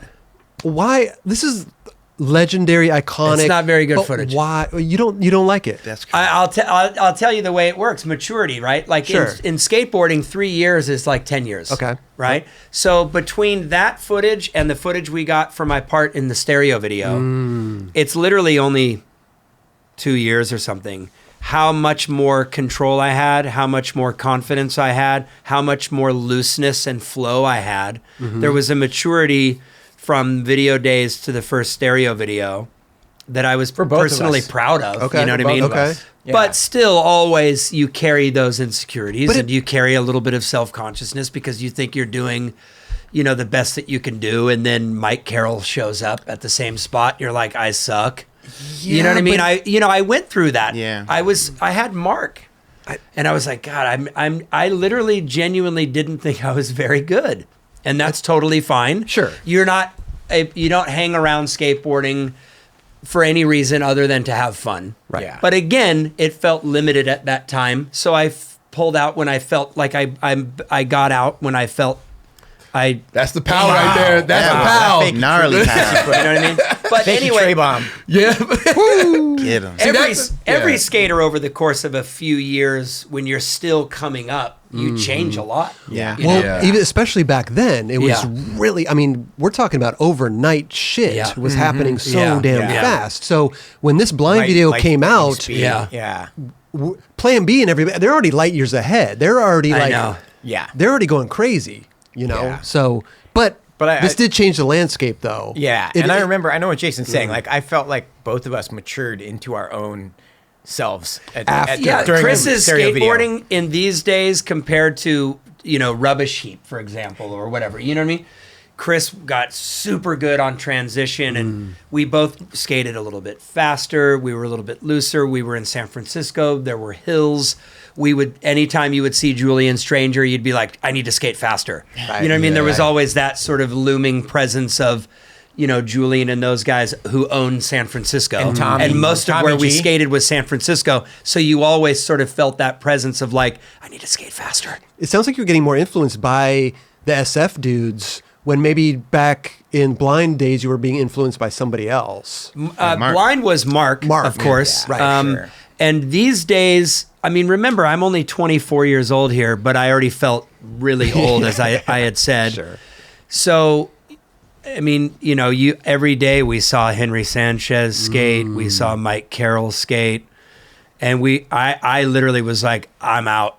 Yeah. These guys are doing switch this and that, and I was like, I can't keep up. They're making stuff At up. least in the Wow. background. I'm like pretty mesmerized by this, to be honest. I'm not just trying to butter you up. Like, this is really fun to watch. So That's so sweet. But it was rad. But this feels more naturally kind of happening. Okay. Yeah. Whereas video days, I had maybe the ingredients, but I was maybe still trying to kind of find my footing, so to speak. That's so I could do the interesting. tricks and stuff, but I didn't have necessarily the speed, the sort of carvy flow, the looseness. But the outside perspective, bro, I'm telling you this, it was Different. just different. Well, and legend, that's and the trippy. timing Yeah. is crazy. That's just me being maybe I ultra think year was critical this? of that was 93, 94. Yeah. in video days 91. 91. Yeah. So that's a big difference in 3 years. That's in but that's the skateboarding. beauty Like, of wow. skating. You Change do that something backside every flip is so day. good. 2 years, you're gonna start feeling like a different skater. Yeah. You know. I could see that. But anyway, Yeah, we were. When we made the jump from blue to stereo, I feel like we were uncompromising. Like it was like, no, this is the vibe. With the blue, we were like, oh, maybe we should try an athletic shirt, or like maybe we should do a cartoon graphic, or like You didn't have a direction. some retro stuff. But Yeah. it wasn't like totally. We did some questionable stuff outside the lines of that, where I was like, I look at it back now, I'm like, what is that? But with stereo, I was like, no, this is the vibe. This is the blueprint. Like. This influence and Jason and I somehow we stumbled on jazz documentaries. Well, my dad is a jazz musician, Phil Pastras, and so anyway, he introduced jazz to me as a kid, obviously being a musician. But when we saw those jazz films like Thelonious Monk documentary, the Chet Baker documentary, whatever, all the stuff and all the black and white footage, and one of them, I can't remember which documentary, had still photography in it, and I was like, dude. Still photography, he was shooting Super 8 because he was into the acting thing and had that connection. So we brought a bunch of Super 8 up to SF and just had to go. Yeah, I think love that's that. a good point to And it mention all that just sort stuff of because clicked, that helps the with video, the You're music. in San Francisco. the There's an ads. energy in the city. You walk out Greg Hunt's apartment where you're sleeping on the floor, and you're right on Market. Right. And there's train cars. Yeah. Street cars. There's jazz to the and city. you know, and there's you just jump on your board. I would have my bag with my Super 8 camera. Matt Rodriguez is there. Greg Hunt, Mike Dare, Carl Shipman. There's movement. We're meeting up with Tobin Yellen. There's an There's energy movement. to the Yeah. city. LA, you drive to go meet your Parking lot friends. style. Right. Here, we're jumping in cabs. We're jumping on the streetcar. We've got our cameras. We're meeting up. There's an energy, and you adapt to that energy. You draw from it. And that helps with the looseness. Right. The creative direction of the brand, the people you're hanging out with, the energy of the city.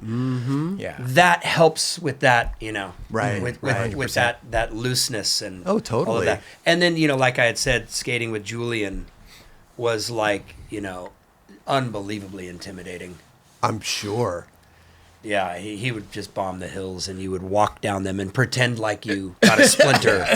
Oh man, I would have been right there behind you, but some guy got in my way. You know, but in reality, Talk you were about terrified to bomb the hill. Talk about one of the times I won the lottery, the skate lottery. When I was living in Venice, I went up to SF with Nadas, and I slept on like Tommy Guerrero's floor back in the day. And I just was like so just shell shocked, like I'm at Tommy Guerrero's house in San Francisco. Yeah, wow, that's nuts. And just to be, you know, with Nadas. Yeah, like, we I were was just, so starstruck. yeah, it was a Tommy, trip. his Trip. that it's legendary. His footage in San Francisco. Oh yeah. You know, For sure. just sure. the incorporating your environment. You know, that was such a good example. That when I of- went up there the first time, it was like 87, I want to say, and I was super intimidated. Like the hills seemed super Yeah, sketchy. sure. And then coming back there in the 90s, and then by like 92, 93, I started seeing like, oh, you could do a hill to a bump. That's amazing, you know. But before that, we're like, whoa, dude, like we were skating too slow Sure. to skate San Francisco. So yeah, by 92, 93, I think we were able to like bomb half a hill and hit a curb or a ledge or whatever. Also, as LA skaters and driving too, your leg power is even there to push That's around right. the And streets that's- all day. That's right. Yeah, And the speed we is just didn't. We intimidating. pushed For sure. everywhere. You know. Yeah. We'd skate. We'd go film, and then we'd grab a burrito at some corner joint, and then keep going. You know. Right. Right. Yeah, that was a lot of fun. I trip out on skating back then. Like we would literally skate for 6 or 7 hours. Like It's crazy. like you know, Literally skating though. Like, Yeah, yeah. not- Oh, yeah. Tricks It would be and a daytime transportation. session Yeah. and then a nighttime session that was mellower. That was like 2 hours. You know. Yeah. Now the nighttime session is like all we'd have. You know. But Sure. It's crazy how a city can like dictate your skating. Yeah, for how sure. the way you put it out there. You know what I mean? How you Yeah. film it. 100%. Yeah. So- New York does that for a lot New of York does, skaters. right. yeah, Yeah. for sure. So it sounds like that when you guys got Stereo up there, I mean, perfect fit. Like you said, everybody had input and was like Yeah. hyped on this new vibe and Genuinely everything. interested in it, which helped. Which helps, and right? embraced it. The art guys got it. Yeah. But actually, you guys then going up there a lot and hanging out with everything, then, Yep. evolved your skating even and everything that went along with that. Yep, for you know, sure. and But the still, company. it was never good enough for me. Sadly. I wish you could, like, Listen, I would go to the Embarcadero and I would see Mike Carroll, Henry Sanchez, all the other people and be like, I'm out. I suck. I'm just going to go get a burrito. And I wouldn't even skate with those guys. I would not skate with those guys. Right. We didn't feel liked by those guys, did we? We felt like we were outsiders. I maybe think I was always like the one to maybe be coming you, around but to you like, dude, they don't dislike you. Are you no, kidding? I You're literally, Jay Lee. I was like, no, You're there's- Jason Lee. Yeah, but exactly. I will Right. tell you though, honestly, like 2 years made a massive difference in age, or 3 or 4. You see what I mean? Like Yeah. only being 24. That Anybody was your 19 lens. or 20, the Mike Yorks and the Henry Sanchez's, Here's this I old guy. genuinely felt like an old guy Yeah. showing up at Embarcadero with like who knew a few tricks from 4 years ago. To That's be how I honest, felt. to be honest Well- with you, to them, you probably seemed like an old guy. Yeah. That's what I'm saying. those- Like it was different at the time. A 2-year age. Mark Gonzalez is 2 Huge. years older than me. He probably and remember, I seems- said this story when Mark was turning 23. We gave him shit. Hey, old man.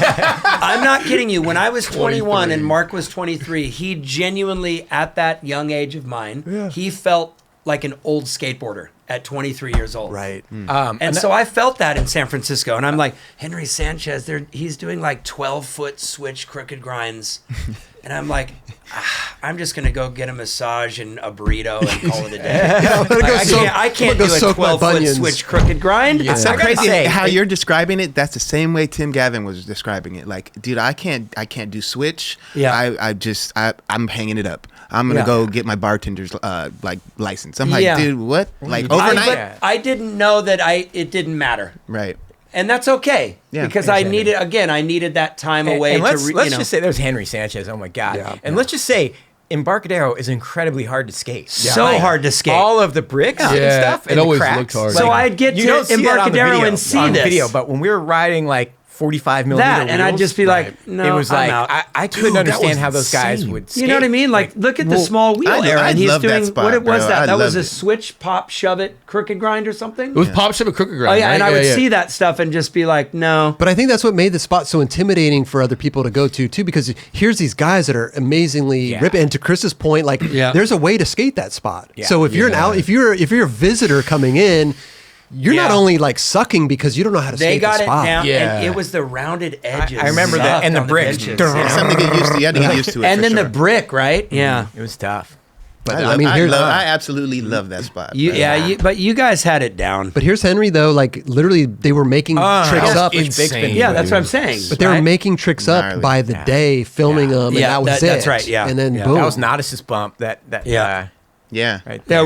Guy did what did Guy do over that bench off that bank? He did a switch 360 flip. Oh yeah. Yep. Did a line to Henry's ripping again. This was a Pack of Lies, which was when was this, Raj? 93? 94? 92?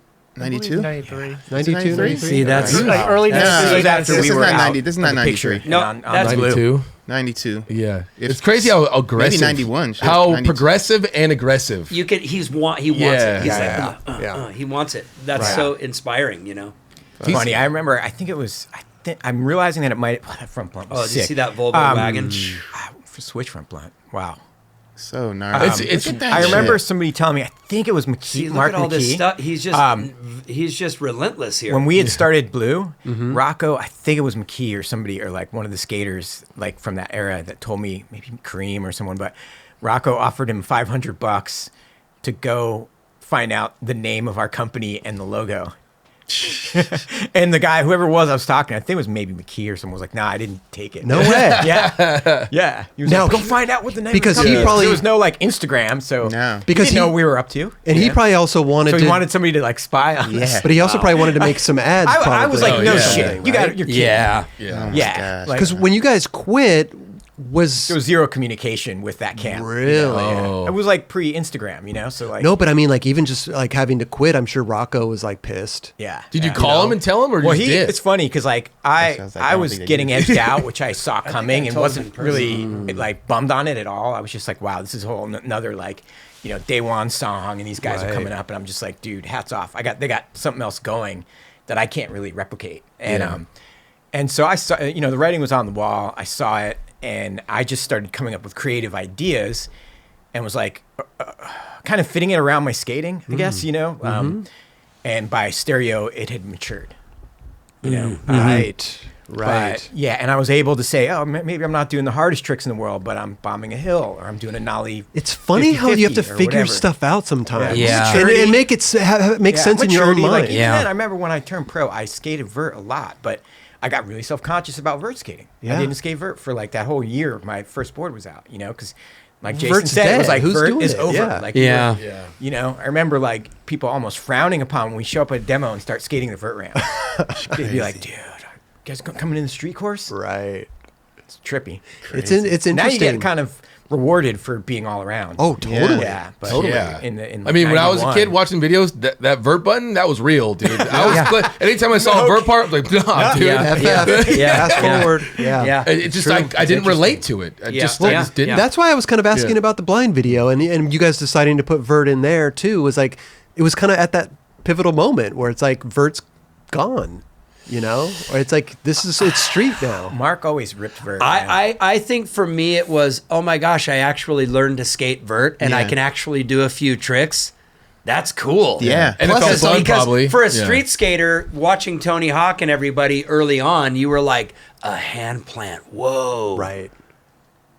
that's the big. Yeah, I can kickflip, but imagine doing a hand plant over the channel on a vert ramp. That's gnarly. For sure. But we had the vert fast forward button too, you know. Yeah. But when you drop in and do a backside air on a vert, that changes. Like you're like, oh shit. Perspective is everything. And I was starting to get some plans, and then Christian moved, and I have an alternate universe in my head somewhere of like me continuing to skate vert every day. So in 90, I had already had all the plans, and then Christian moved, and I never skated vert again. That was the But end I of was going to start doing like kickflip back tail slides. I had all the plans. Right. The last trick I learned was an alley-oop nose grind front lip slide, and I was getting the tricks down. Yeah. And then it was done. I had the plans of like, I'm going to be a street skater on vert, kickflip 5-0 grinds. And I had all that thinking because I was a street skater. Yeah, in the early mini ramp days, I used to skate this park called Cheapskates in Pennsylvania. And there was this old school skater who sort of like ran the vibe named Dan Tag. And he would like be like, you street pussies, and like spit on us and shit for skating the mini ramp and be like, come on up and see if you can do that on vert. So, that's gnarly. Not 88 to 90, I learned if I could do a lip slide, Smith grind, revert on mini ramp, I did it on vert. Every single trick. Ollie reverts, half cabs, board slides, hurricanes, whatever. And there's literally not any documentation of it. The closest thing is probably the Mark Gonzalez or the footage in Two World Industries Man with me skating Mark's almost vert ramp. Okay. And Mike V actually has footage of me doing, I think it's a lip slide Smith grind revert on vert. But Mike's the only one that has the tapes because Ann Valley was filming us at a couple demos, and me and Mike padded up. Wow. And it's the only time I got to see, because nobody videoed this shit, man. Me and Barker, Barrett, and like Felix. And well, at that point, what is the point to film that, right? Yeah, we just wanted to skate vert because we didn't want to get clowned. So we were like, yeah, let's. And then I'll show Dan. I'll show him. I think it was fundamentally, it was as sort of stripped down as, I wonder if I can drop into that big ramp. And then you do, and you're like, whoa, I accomplished that. That's a huge, I dropped into a vert ramp. Oh my gosh. Yeah. What can I do next? Right. It wasn't so much like I'm vert skating necessarily as it was like, I want to see if I can do some stuff You're just on that big thing. We're just skating. You know? You're just skating. You're skating, That's right? And that's so obnoxious. Like, I hate to use the PUSSY word. Like, I'm not. It's just so out of touch. But the guy was like, the guy was like clowning us. You know, like the terminology back then that people used to. Well, he's a full ramp keeper, right? Like you need to do this on the ramp, right? Yeah. So, but it worked. And literally spitting down, like that putting the pressure on you worked though because you did it on vert. Yeah. Was there a point too where you like Jason like just stopped skating vert? Yeah. Like 91-ish or something, it just fell off. No ramps anywhere, no parks. Right. No fell skate off parks. fell out of the vocabulary, you know? And what was the you'd point almost get that shunned for skating like ramps if you went to a park and there was a demo and we were on tour? Yeah. Man, that trippy. It was so divided. So street funny. vert. Oh yeah. What was the point where the ramps got bigger though? Because in these videos when you're skating vert, it looks like a smaller vert ramp, and then now the ramps are like huge. There were huge ramps like then, 13 for sure. foot. Like what was the Christian's one? Like was 11, Christian's was Christian's was small. 12. I think it was like 11. It wasn't Okay. huge, but it definitely felt like we were skating vert. But did you ever try skating a 13-foot vert ramp? Because I feel like that would be a whole. We skated McGill's. Was that big? That was I probably skated. 13. I skated Tony Hawk's. Oh wow. Yeah, that the was bigger. Fallbrook That was- one where he had the spine and then the bowl on top. Okay. That thing was Massive. massive. Yeah. But on that ramp, I was doing blunt 180s on Tony's big ramp. And I go, Tony, check this out. And I showed him. And then the next day we skated the ramp because I think we spent the night there. Mark would sometimes go, we're going to drive down to Tony's and skate his ramp. All right, Mark, whatever you want. And we'd pack up and go down there. And then the next morning, Tony was out on the ramp doing like, 360 blunt. He took. He was doing it all. And I was like, you didn't have to do that. I was just stoked to do a basic backside blunt on your vert ramp, and now you're going to do it all twisty and and fancy. Oh, man. But yeah, it's so gnarly when you're that good, like a Tony Hawk, and you just every day you're kind of just like eating your eggs, and you have a multi-million-dollar ramp outside, and you're like, what tricks do I want to learn today? Because I can pretty much do anything I want. On right. Must be fun. Maybe I'll try, and you have it at your disposal, and then too. you just tick it off, and that's another gnarly thing that you can do on a vert ramp that nobody else can do. Yeah. That was going back to like this like leaving vert behind era of what we were talking about. I think Gons kept it around for us in a lot of ways, like as street skaters, and he never really stopped skating vert, you know. And the tricks he did were like not typical street guy tricks, like eggplants, frontside inverts, Madonnas, you know, like that's not, street guys don't really do Madonnas and eggplants, you know. So I think he had a lot of influence on it carrying through somewhat, you know, into blind, and you know, it's showing up in skating even though it was kind of dusted.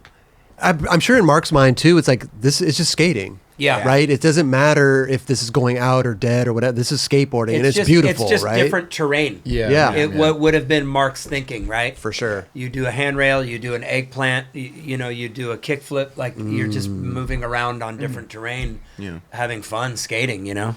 Mike V, the other he was a beast on vert, skater man. that could crush vert. Have you anybody ever seen any Mike V vert footage? Oh, Rubbish Heap, the vert part? Rubbish Heap vert part? We'll pull it up. I don't think I have. Really good. Just sketchy, massive frontside ollies and then slamming to disaster and hand plants. He was just a monster, huh? Yeah, Mike is... he's always been a monster. Yeah. He's but also extremely talented. Oh, I mean, that goes without saying. Mike V and I are the same age. He turned pro before I did.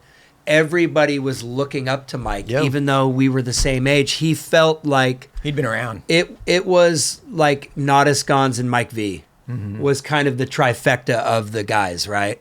Well, Mike V was also like, you know, he had the barnyard board, and like he was also changing the way that the skateboards were being. There was that photo where Mike's like on the bank, and Nodis and maybe Gons like wall ride over him, and one of them is putting their hand on Mike's head. Yeah. You remember that? He had a Venture shirt on.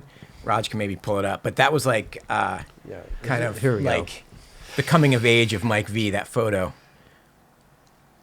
Just Look at that. Wow. Look at that. Air to Fakey. Yeah. Like just a Killing it, monster. bro. Look at that. Wow. Yeah. Look at look at no one there. Somehow he just arena. like the kind of talent that you just start skating Selfish vert, and that's revert. what you just start That's what you doing. do. Yeah. You don't even really have to practice. No, he's already you just comfortable. start hucking your board up. Little known fact, man, he grew up skating vert. Like we lived, even before cheap skates, we skated Tom Grahulski's ramp. Vision Pro back in the day. His vert ramp was like 14, 15 foot wide, 14 or 15 feet high, 12 feet wide. What? It was taller than it was wide. Wow. One side had pool coping. It had a little extension and like a roll-in to the side, plexiglass ramp. It was like an old, someone said it was an old like Pepsi ramp or something. And then his dad and him like rebuilt it. And Thursday was open skate day. And so I remember skating with Mike there in 87, something like that. Yeah. Damn. Yeah, he was. And he always was really good on vert. He's good. Which ramp was that? Cedar Crest, maybe? Look at that. That's one, on of the the, East one Coast? of the Virginia Beach ramps. Yeah, I was gonna Yeah, I say. think So it looks pretty cool. Cedar Crest. Wow. I like how he ollied into that. But also, amazing. look at Ed. Look at Ed T. This is in my hometown, the Gulf Banks. Yeah. How far away did you live from Mike V? I mean, I'd say like 3 miles. Oh, that's okay.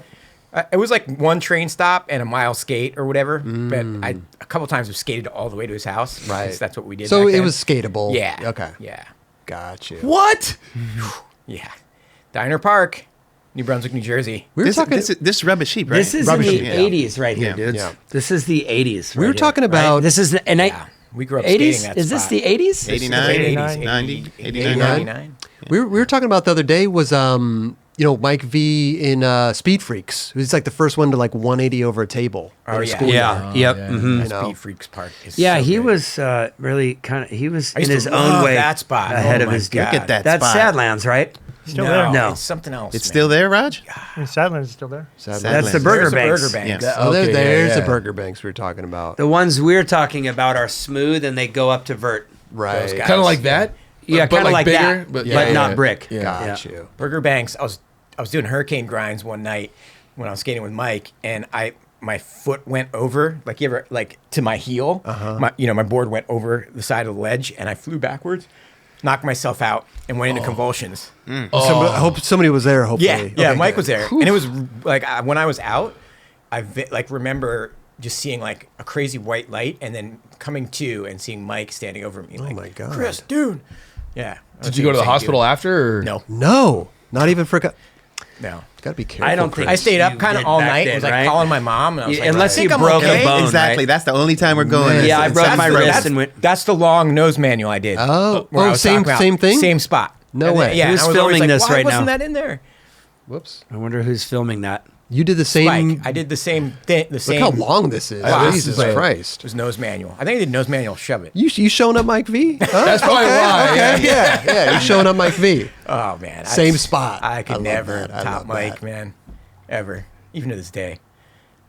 That's so funny though. That was when you started skating, figuring out how to balance manuals was one of the funnest experiences. Oh, such a good feat. When you're locked into a good manual. Yeah. Oh man. Because discovering that was like you would try, you do a crack, you're like, dude, that was so hard. Yeah. But then once you just find that one zone and carry it, like it was, I don't know, it made skateboarding a lot more fun. Oh, you know what was another? You know, people started using the hashtag Bring Back the POW and all that kind of stuff. yeah. Another thing that I got a lot of is because I tapped you a lot. Oh. When we, Yeah. you remember Yeah. that? Every time he touches his shoulder, he'll take a drink. You know who I got that from? Chris. Chris always goes, dude. I think subconsciously I picked that up from Chris. When I get stoked, I do that. Sure. And people were commenting. It like, was endearing. We have It was we have a drinking game now. Yeah. Yes. Every time you got tapped, people would take a drink. I love that. That's so hilarious. rad. Wow, I've never The thought whole about interview, that. I'm like, dude.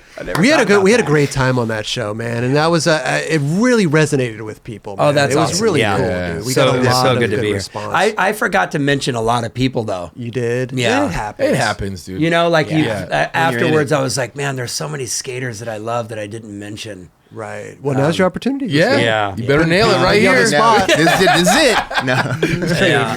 Oh man. Oh, by the way, just sorry to interrupt. Oh, yeah. There you Another go. picture That's- we're talking yeah, about. look at Maybe that. Mark was in Wow. it, but, no. Modest. But he was there that night, I think, and that Modest was with like the head. when Mike was like getting christened or whatever. Yeah, you know? by the Godfathers, by Modest exactly. and Gons. There's a portrait of him in the middle, and I think it's who is it? Mark and They're Rocco? standing up against the wall. Yeah, and pointing at Mike's Mike. there like that. Yeah, and Okay. they're pointing at Mike. Okay. That was like there it is. Yeah, there it is, yeah. Oh, dude, Look at how young Gons he is. and Nadas. Yeah, it's Look at Gons that. and Nada. That's a That was like okay, he's Wow. arrived. Definitely. that might be a So Grant Britton photo. Funny. Like I remember, basically, we were like, Mike, you hit it. Yeah, this is Yeah, it. you're in one now. of them. Like Yeah. you're at You're that in now. plateau. You're one of them. Yeah. Yeah. So rad. Well deserved too, bro. That's awesome. Yeah, Mike was like always like there's always legendary tales about him. Like he'd ask to drop off a van or something, and being 2-3 towns over, like his hand plants and ho-ho plants, and we'd hear like, dude, there's this guy in Edison, man. Does an invert and then he walks on his hands, and we're like, no shit, dude, no way. Ho-hos. You know, like, Yeah. or like he asked to drop off a van, and we'd be like, no, he didn't, dude, no. And it was Tails. Yeah, and then you actually get to see him, and you're like, oh my god, you know. So Wow. yeah, and Mike was kind of always like that. Like, I mean, from the minute he stepped on a skateboard, he was like, A presence. yeah. Well, he it had a showed. presence. It definitely showed. I think at a certain point, like Chris was talking about my bounce back and how after just a short period, I'm back to doing 360 flips. Sadly, as you age, that diminishes a Sure, little bit. it does. And Sure. so it takes a longer, right? That's why I was Longer saying to it's going warm to take a up, couple longer weeks. everything. But there's also certain people that can just do it. And so you're still flipping your board and stuff. I'm trying. I mean, look, Yeah. I think See what I mean? you're like you just said. I mean, as you get older, they start to diminish if you don't really skate. It This takes is a while, very and you true. get sore, you get a little lethargic. It takes a while to like warm up and stuff like that. That's the sad part of aging when it comes And it to can be skateboarding. discouraging. It as can well. it can be discouraging. Yeah.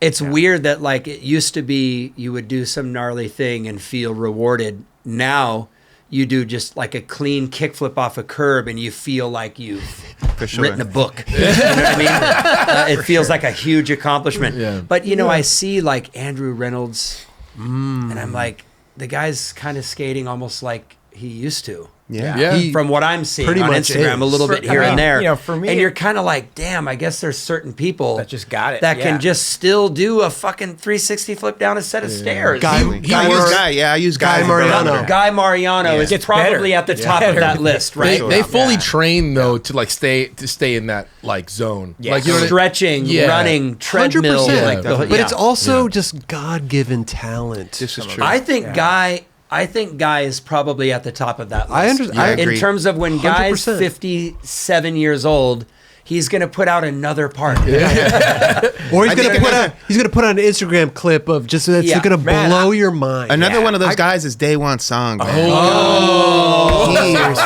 Truly. Yeah. He's ageless. Gnarly. Yeah. It's insane. It's crazy. He's Better and better. ageless. Crazy. He gets better and better. And just his thought process of how he skates and goes, like he's been there, done that, everything, and now he's just like, I'm gonna just do some other fun shit. Yeah. Just check me out. You know what I mean? It's Jumping like from one board to another. Yeah. Just like, Minimal physical exertion, minimal physical effort Yep. to achieve the end result. Right. Yep. Minimal effort from Guy Day One. That's what I'm talking seems about. like it, effort. yeah. But the beauty of Day One too is like the fun he's having resonates through the screen. Oh my And god. that's what I've always kind of taken away from skating. It's like the style, Yep. right? Yep. Style, Style is key. but it's Yep. also like fun. Yeah. Is that person on the screen fun? Is it translating to me, Yeah. or is it kind of like a robot and he's just doing a skateboard trick? Yeah, we were Right? talking Like- about charisma Charisma There in you the go. car ride. Yeah. And just how Back in the important day that is. with You know, pros, it was like you were into their art, their music, how they dressed. You know, you picked up on all this thing, almost like being obsessed with a band or whatever. You know, an artist. You know, and there was you had to have some sort of charisma. Whereas now it's more like an athletic undertaking in a lot of aspects. It is. You don't know what music we they were listen talking to. about you don't, for sure. shot, right? Yeah, Right. Yeah. In He's terms got that of vibe, like charisma, charisma, unbelievably gifted, but more attractive to watch Yeah. than somebody equally as gifted who doesn't have the maybe some of the looseness, Yeah. or it doesn't always have to be super perfect, and then Right. kind of sketchily landing a trick and then smiling. That means it looks- more than people realize. For sure, Oh, you know what I mean? Definitely. Totally. Charisma or some sense of enjoyment.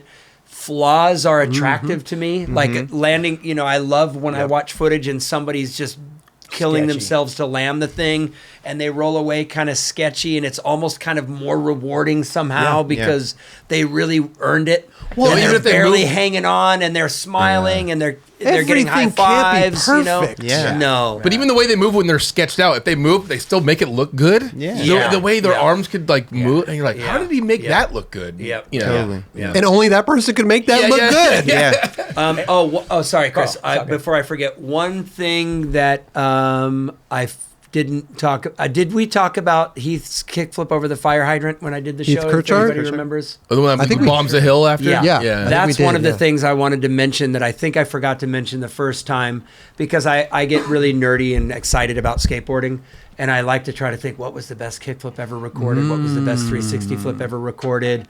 It's fun to kind of think about that stuff. Sure. And I think I've concluded that that's probably the best kickflip ever recorded Heath on video Kirchard? over the fire Over the hydrant. fire hydrant? Because, first of all, I got another one for you, by the way. Go okay, ahead. I might be ignorant to that one, but if I am, I'd like to learn it. Yeah, Okay, let's go. so first of all, if you watch the whole thing, he does a 360 flip off something, Mm-hmm. and then he's pushing with that sort of languid push like this. And he's going so fast, he's going downhill, and the kick flip is so quick that it's traveling upwards and yes. it catches up Yeah. to his Yes. feet. Yeah. The kickflip happens that fast. It's almost like he ollies and then somehow a little kickflip happens and Yeah. he lands. Yeah. And he's going Mach 10 Yeah. down a hill and pop over the fire hydrant. What video is this in? Maybe we could pull it And up. I was the American haven't video. seen all the America, I videos, think. but Yeah. when somebody showed me that, I was like, that might be the best kickflip ever recorded. It Okay. was quick, but you're right. As it's going up, it Skip up, Yeah. skip up, skip up. Yeah. And he's Yep. going fast, and there's a looseness to it, and it's really intimidating. He's It's one of those intimidating. guys. It's really every intimidating. trick he does the best. Oh, dude. Yeah. I mean, Oh, Heath yeah. Kirchard. Roger, can we pull Right? that kickflip up, please? Looking for it. Thank you so much. And jumping back to like, jumping back to like, can you pull that up? Thanks, man. Jumping back to like getting inspired and keeping it going or whatever. Just like for me, as much as I get stoked on seeing like a gnarly clip, Jim Thiebaud just posting a photo of his board and the curb and his helmet gets me that like super juiced. Rad. I'm like, Jim fucking skated out, dude. 2 nights in a row. You know, so it's a simple. We don't things. even know if he like, skated, but it's there. I've said post some clips. Like I've had him yeah. send me a couple slappies and like Ollie 50s, 5-0s or whatever. Man. So I'm like, I need to see some footage, Jim. But you just know that he's out there. Dude. Yeah, and that's it just rad. inspires Like, me just as much as a shot or something gnarly. You know, because I'm just like, wow, Jim's still at it. Oh, dude, definitely. I love the best kickflip like discussion. Talk. Yeah, because that's like because I have one too, and it's like Josh Kalis. It's in the Brooklyn Banks, and he like does one. It's in like what is it? Peep this. It's the like kind of fakey or hold that thought real quick. Hold that I want to thought. see this. Oh, here it is. Okay, watch this kickflip over the fire hydrant. There's a 360. Look at that. What is this straight downhill? Yeah, look, he's pushing downhill. Watch this kickflip. Woo! Yeah, he's cooking. He is. It was like an extra 6 inches on it. Look, it just to a foot. It's the fastest kickflip you've ever seen. The board rotates faster than any kickflip I think I've ever seen. Look at this. Well, like when people like usually try to, they're going downhill. They're like, I got to slow down a little He's bit. going downhill, and then the board goes up and out and down. But here's the thing: it's not only the kickflip; it's the whole line. Yeah. That What makes leads up? Yeah. Right. Yeah. Ollie up. Yeah, this has the pow. Perfect. That's got the pow. The pow's there on Push. that one. Do you see how he points his foot when he points his foot out when he pushes? That was beautiful. Come on, that Chris. was beautiful. That was beautiful. I'll now, agree with you there. What do you got? What do you got? But the one I was going to say was Reverend Barron kickflip off the bump. That's Danny Garcia. Is that Danny Garcia? Danny Garcia. Yeah. Okay. Kickflip off the bump. What video was that? That was Mosaic. Mosaic. He nollie flips into the bank after. He nollie flips into the bank after. This one is kickflip off gnarly. the bump. We're about to watch it. When you insane. air these, you don't show the video. We do. You show for reference so that the audience knows. Picture, Okay, picture cool. for sure. Okay. I get totally. This one is pretty impressive. It's like midway through. So this part. is 2000s, right? Yeah, it's like 2002, Mouse. 3. Right? No, Mouse. Not is Mouse. Mouse. No, Mosaic. Habitat. Yes, yeah. Habitat. Yep. Because I hang out with Molinar a lot, and he and Danny Garcia are homies. Yeah. And he said they used to skate together back in the day. Okay, here we go. This is it right here. Let's go full screen. So what is this? It's 2000, mid 2000s? Yeah, 2002. Woo! Oh, dang! I've seen that. I've seen that kickflip. That was a good one. Oh, yeah, the catch. If this catches, that feels like the Heath kickflip. Yeah, how it travels up like that. You know. We gotta watch it. Let's watch this again in slow mo. Oh my goodness! Oh my goodness! You know what's funny is I feel like when you guys did Jason's episode with goodness, when you guys did Jason's episode with the POW and the 360 flip discussion, I feel like people started getting self-conscious about the leg dangle. Maybe. Remember the back, like, because like Yeah. Jason was talking about a 360 flip where people like dangle their back foot, you know, and, like, almost like 1 foot looking or something. For sure. Listen, we come from a different like that. Just to me is not a good look. It's not a good look. wanna The catch dangle. it. We don't do the We're gonna dangle. catch I'm it. sorry. We're gonna catch the board. I'm going to say that's number 2. Okay. Because respect that. Heath's got I respect that. the sketchy hill bomb, and then it just pops up to the feet over a fire hydrant going downhill. Yeah. Does anybody have good 360 flips that impress you today, these days? That and then who's yours?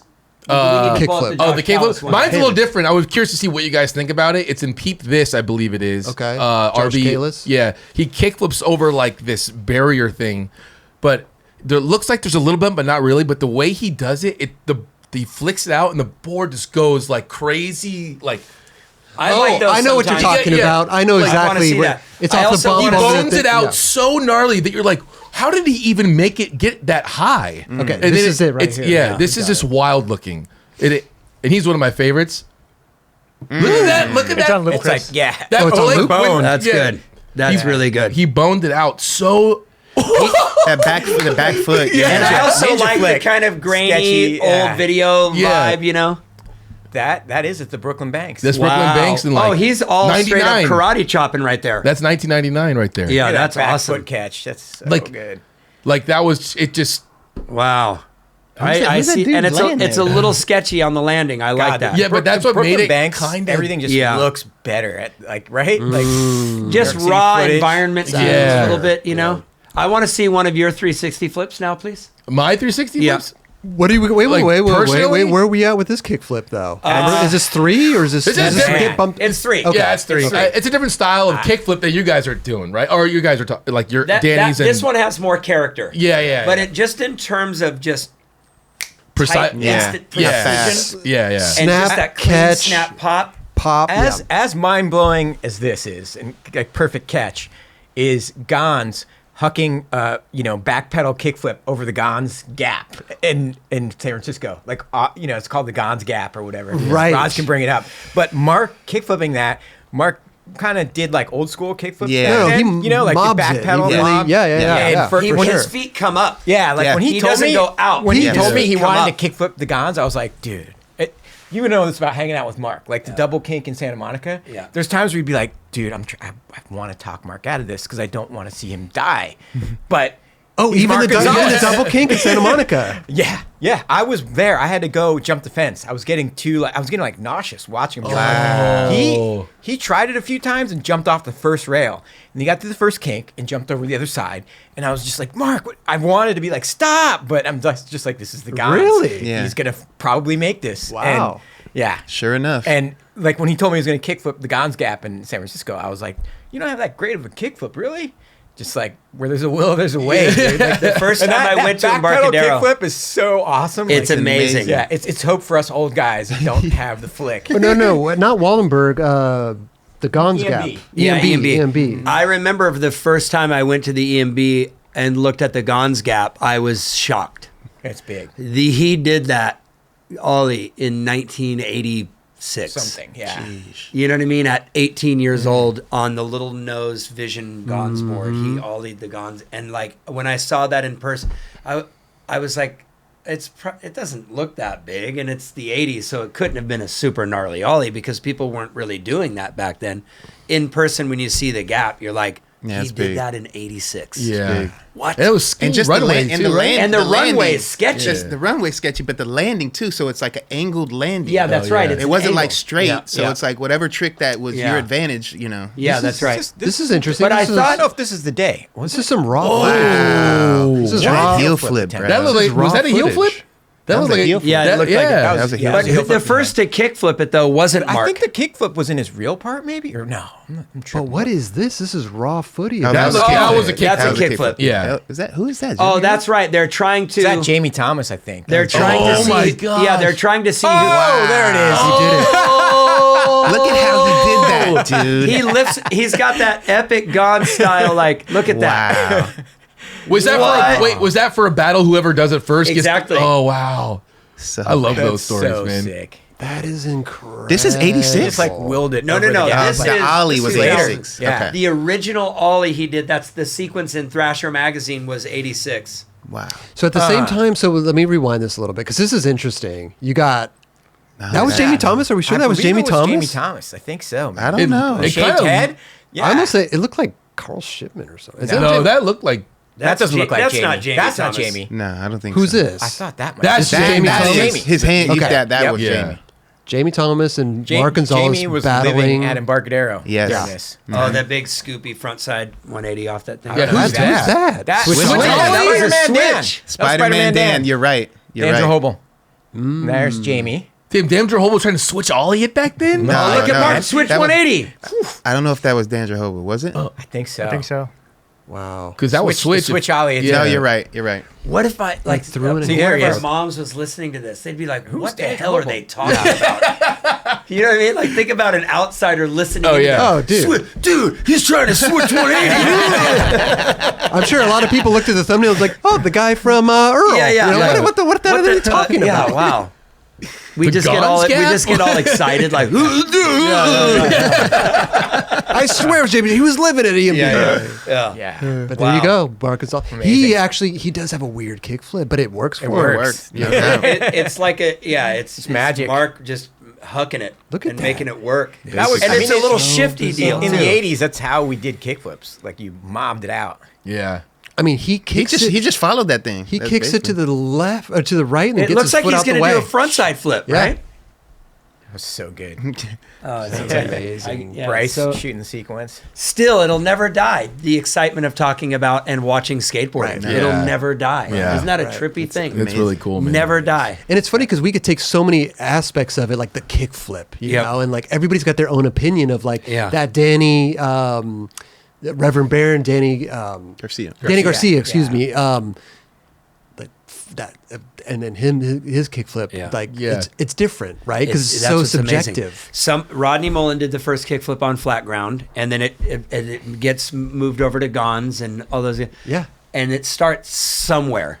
So somebody imagines ollieing, flipping the board. Okay, that's Rodney. He did all that stuff. Totally. And then now how many kickflips have been done by how many skaters? Yeah. How many of them look different? All the variations of a kickflip. Kickflip, shove it, 360 flip. Yep. Kickflip, backside tail slide. Like what? All from one little thing that Mullen invented in Florida on a slab of concrete that his dad laid out for him so that he could learn how to skateboard. And somewhere in between Nuts. Rodney Mullen and Mark Gonzalez is like an Andrew Reynolds. You know, right? That embodies like both. Yeah, or Mike Carroll. Yeah, I love that about skateboarding. People's interpretation of it, you know, the different styles of it, the different approaches. I got one kickflip. Can we pull up one Mike Carroll's in the Chocolate Tour? The spot, he goes over the curved rail. What's that spot called? It's off like Wilshire or like in Hollywood.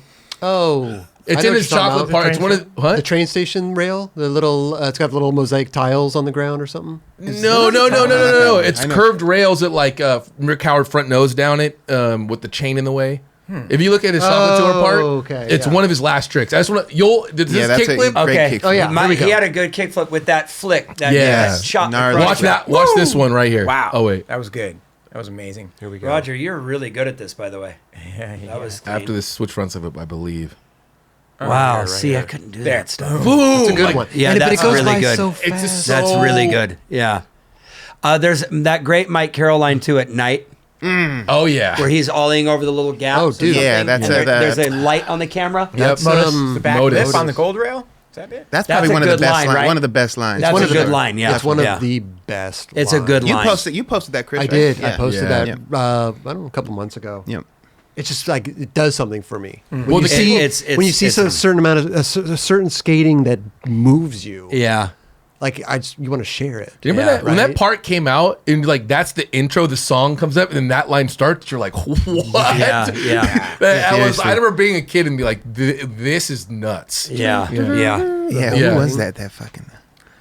God, I remember Mike Carroll wearing a stereo Trilogy. shirt back. Yeah. Mike Yeah. Carroll's wearing, Some of those guys Me would too. wear I wore stereo one. I shirts. have Yeah. one. I have an ad. I remember. Yeah, saying, yeah, that's right. I remember I was that. like so honored. I was Here we just go. blown This is the away. line right here. Yeah, that line. Look at that. Perfect kickflip. Perfect tray bomb. Perfect tray bomb. Perfect tray bomb. Perfect 180. Yep. Yep. Perfect no push switch big spin. Look at how clean that And hard flip.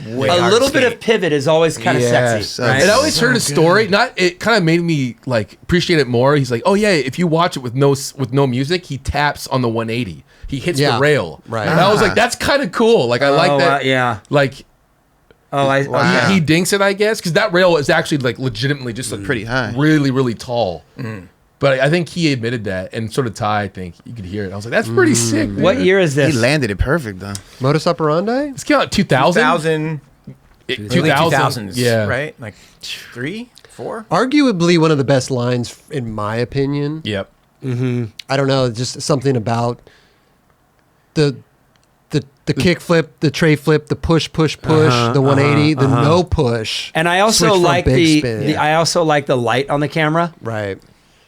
because you're just like, Yeah. let's just go out. It's nighttime. I'm tired, but let's just do it. Yeah. Let's just Plus, go. I mean, that Let's spot just was a go. big bust, right? Yeah, so they right. had to Yeah. get in Jamie, it there. doesn't have to be present day, but 360 flips. Has anybody really blown you away with a good 360 flip, even back in the day?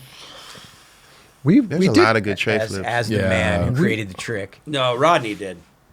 Well, took it to street skating. Yeah. Yeah, but Did you get it I from don't Rodney? know, man.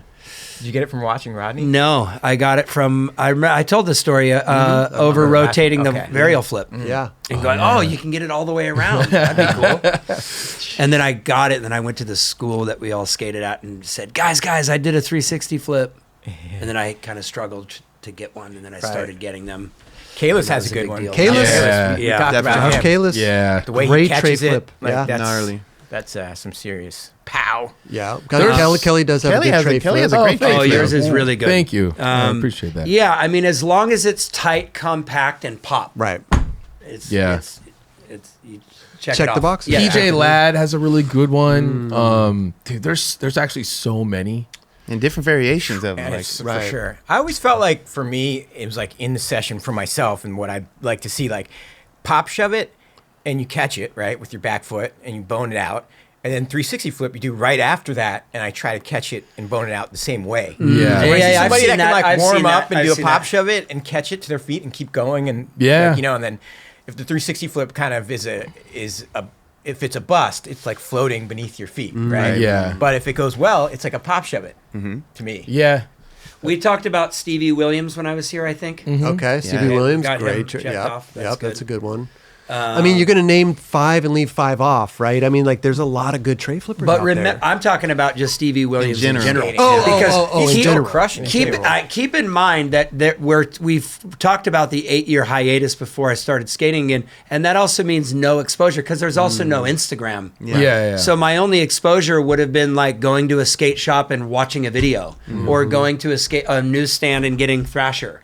You know what I mean? There was no, like, now I can just go like this and go, Stevie Williams, what's he up to right now? Yeah, And find out in 30 seconds. Do you know what I mean? totally. Yeah. So I learned about I saw new footage from people years later, like what are skateboarders doing now? Yeah. In the 2000s, in the late 90s even, when I wasn't skating anymore.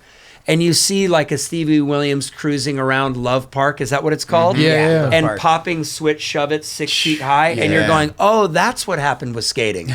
People got really fucking good. But I was going to say, While I was gone, Yeah. people got really fucking good. but did that excite you or like make you not even want to skate anymore either? I think you at know? that point I was kind of just like stoked to be skating Okay. again, and just always being, always celebrating skateboarding. Sure. But this guy has just extra talent and pop for sure. I remember the style. I met Yeah. Stevie back when he was little Stevie. Yeah. Stevie was And awesome. little but kid. also too, like just cruising confidently and calmly around your local plaza. Yeah. You're not hustling.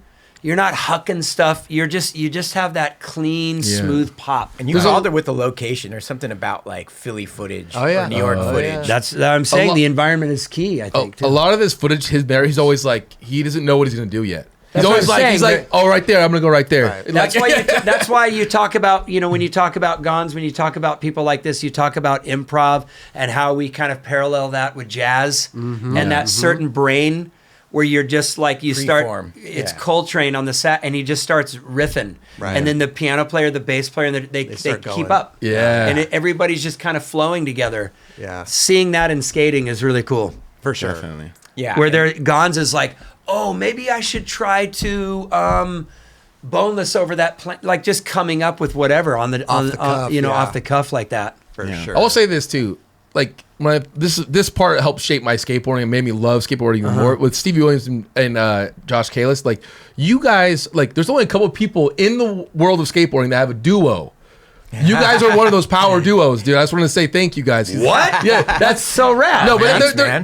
is only a couple of those. I mean, like there's only a handful. Josh Yeah. Kalis, Stevie Williams. like they were. yeah, that was like this point right here. It was Josh Kalis and Stevie. Yeah. Right. And it was, But like, they were friends, though, is what you're yeah, saying. yeah, They yeah, hung yeah. out Their and skated. story is Yeah, yeah. incredible. And they're all Yeah. they're both Philly. Right. Well, No? Josh No, isn't Josh is from there, but he Michigan. moved there, and like the story is, And they just took over the plaza, huh? pretty much. And like, there's a story of like Stevie Williams was like pretty much done skating. He was like, "Yo, I'm just gonna chill and like drink and whatever." Kalis came back and saw him like randomly. He's like, "No, come stay with me. You're gonna skate." And just Whoa. totally brought him back. And then this happened. Dang, that's so cool. And then Stevie's like one of the biggest skaters in the planet. You know what I mean? So That's it's like so rad. it was- And then he started DGK. DGK. Yep. Yeah. After he came back, kind of. Yep. That's so cool. Jason and I are going on, what is it, 30, what years? 33? 34 years. Yeah. Yeah. Yeah. That's Three with amazing. Stereo. That's But amazing. also One with 30 Stereo. 30 years with stereo. Thanks, man. Crazy. 31. Crazy. Yeah, yeah. Trippy. So what's going on? What? Who knew? I know. Yeah. I know. Well, that's what's so interesting. I mean, World Industries, Blue, Stereo, and then Stereo was just the right thing. You know, it's just I love that. But nowadays, right? What's going on? Are we on the board? What do we do? We were just talking about warming up. When I'm working on any kind of acting, you can't skate, sadly, because of liability reasons. You know what I mean? Yeah. So how long is this hiatus going to be going months. on? Really? Yeah. Damn. Okay. Yeah. And we can't talk about what you're through working this on. summer. Through this, it's a new. I'm working on a Netflix series. Sick. My first day is actually tomorrow. Nice. Wow. Is that? Do you film it here or do you? Yeah, it's shooting in LA, which is all really great. I thought we were too. going skating right after this. I wish I could. I would go out and do a kickflip manual right now. Yeah. There we go. But that's cool though After because about 4 hours of But this is something obviously acting you're passionate about, so it's kind of It's like fun, yeah. You're not like leaving like, oh man, I'm bummed. Like I mean, look, the greatest thing that skateboarding gave me, aside from the joy of learning tricks and the camaraderie and the friendship and the travel, was it all came from skating, as we talked about, like incredible friendships, learning about new cultures, traveling, food, just the experience of Absolutely. and then getting turned on to other things, getting into Mark Gonzalez turned me on to movies, and that ultimately planted the seed for digging characters and watching lots of movies and wanting to become an actor, and that would eventually lead to photography and all of that stuff. It's all fun, creative, very personal, kind of very subjective things that make you really happy. Right. That are ultimately from that creative seed that was planted from skateboarding. Yeah. Right. And that's what's so... It's a beautiful thing. I have friends that I skated with that had that sort of unfortunate uncertainty and gave it up because you've got the parents saying, well, that's just a toy or that's just a hobby. No you need to future. get a real job and all of these kinds of things. I have friends that I grew up with that sort of fell victim to that. Right. And my mom, thank God, was cool enough to be like, I don't agree with you spending all your time doing this, but I'm not going to interfere with the passion. Sure. So thankfully I had that. As a result, I mean, I have all that I have ultimately from skateboarding. For sure. As I've said, it's the greatest thing that's ever happened to me. Next to having kids, skateboarding is the greatest thing that's ever happened to me, without question. You always hear people in interviews say, like, if I didn't have skating, I don't know where I would be now. And you kind of sometimes go, what does that mean? But I kind of identify with that. Like, I really genuinely don't know what I would have ended up doing had I not found skateboarding. I really don't know. Right. Yeah. And I like that I don't know. Right? Because skateboarding was my destiny. Yeah. His, yours, yours, everybody. That's why we ended up right here in this room together. For sure. And I'm, as I said on the last show, like if ever I did take that for granted, which I probably did when I quit back in the 90s, I certainly don't anymore, and didn't when I started when I started skating again. Sure. I credit it for being. I credit as skateboarding as being the best thing that's ever happened to me. Awesome. Yeah. I think we all can relate to that statement right there. Do you ever just look at, not in a mean way, but do you ever just look at people and go, they don't know skateboarding? Oh, yeah. Yeah. Are their lives as rich as ours? Like, you know what I mean? Like, you kind of can't help but be like, you're not a skateboarder, man. You don't see what I see. You don't know what I know. And not in an arrogant way, but there is that special, beautiful quality where you're just like, I see things differently, and I know what it feels like to land a kickflip. You know what I mean? Like, really my God, what a special club I've been invited to be a part of, and you learn as a teenager, you're learning a 1-foot ollie because you saw Naudis do it. And you're like, I can do something Naudis can do. Yeah. I'm going to be somebody. You know what I mean? Yeah. Like, I played baseball. I played baseball every year in Little League. I played soccer. I went to just a kind of normal public high school. Nothing ever brought any real, like, oh my gosh, than landing your first kick. Right. No doubt. I think we're all lucky, or not lucky. I'm just very thankful that I found something that I actually love, and I got to got to go for it. You know what I mean? And do it because you loved it. A lot of people, there is people that don't have that. They're like, I had someone tell me was like, I'm so jealous of you. It's like you found something you love. Yeah. And like they hadn't have found that yet. Yeah. And I found it out at an early age. So I'm just glad that personally that shaped all of us. Yeah. So sitting in this room. And you talked about us as a duo, and for some reason this story popped into my head going backwards here, but I had come out to California and I thought I was going to live with my dad, who lived in like Mount Washington, Highland Park area. And I had packed like a Thrasher duffel bag and thought I was like going to be at his house for indefinitely. And but first I went. I think Jason picked me up to the airport, and he was at the loft his loft in downtown LA. And I called my dad, and I'm like, Dad, I'm here. I'm in downtown. And he's like, son. And I love my dad. Yeah. No ill will. He's the best. But at the time, my stepmom shut me down from going to visit my dad, like live with my dad. Oh, wow. After I got to California. Oh. And and she was like, no, he's not, he can't, but she waited. They didn't have that discussion until I was here. So I was just crushed, but I was staying at Jason's house. And that was sort of when our friendship sort of bonded, I feel like, when we were really, because before that we were always around all the other guys. And that was like the first time you and I had one-on-one listening to David Bowie, listening to jazz, and it was drinking just red wine, laughing straight away. Yeah, just smoking cigarettes on the roof or whatever. So what you're saying is like that could have happened had my dad been like, yeah, come stay with me. Right. Yeah, and interesting. Yeah, I don't know. We just clicked, man. Yeah. Like, out of all there was the a crew. clicking and just an organic, natural thing where you just start laughing. Yeah. And then suddenly, it's 30-something years later. Yeah, and like music, art, film, because time sucks. Well, but that's the thing. But you're stoked about all that's happened over the years. I mean, like you can't.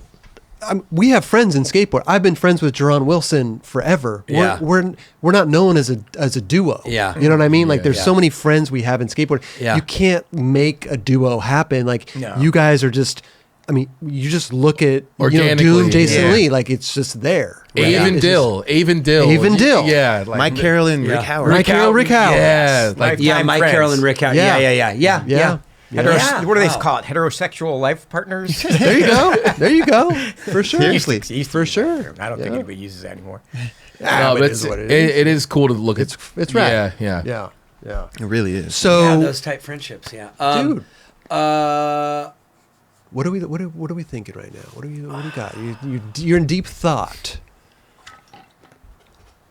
Coach Frank. I'm scratching my teeth. He's scratching his I'm just trying to scruff. think here. Can we just shout out really quickly to Reese G, who did the cartoon of the Coach Frank and all that stuff? Yes, dude, those cartoons are amazing. Holy shnikes. Yes, unbelievable. He's very talented. Really good. I mean, look, I'd want to redo it with the Coach Frank. Hey guys, what are you doing? It's Coach Frank with the accent, right? Yeah.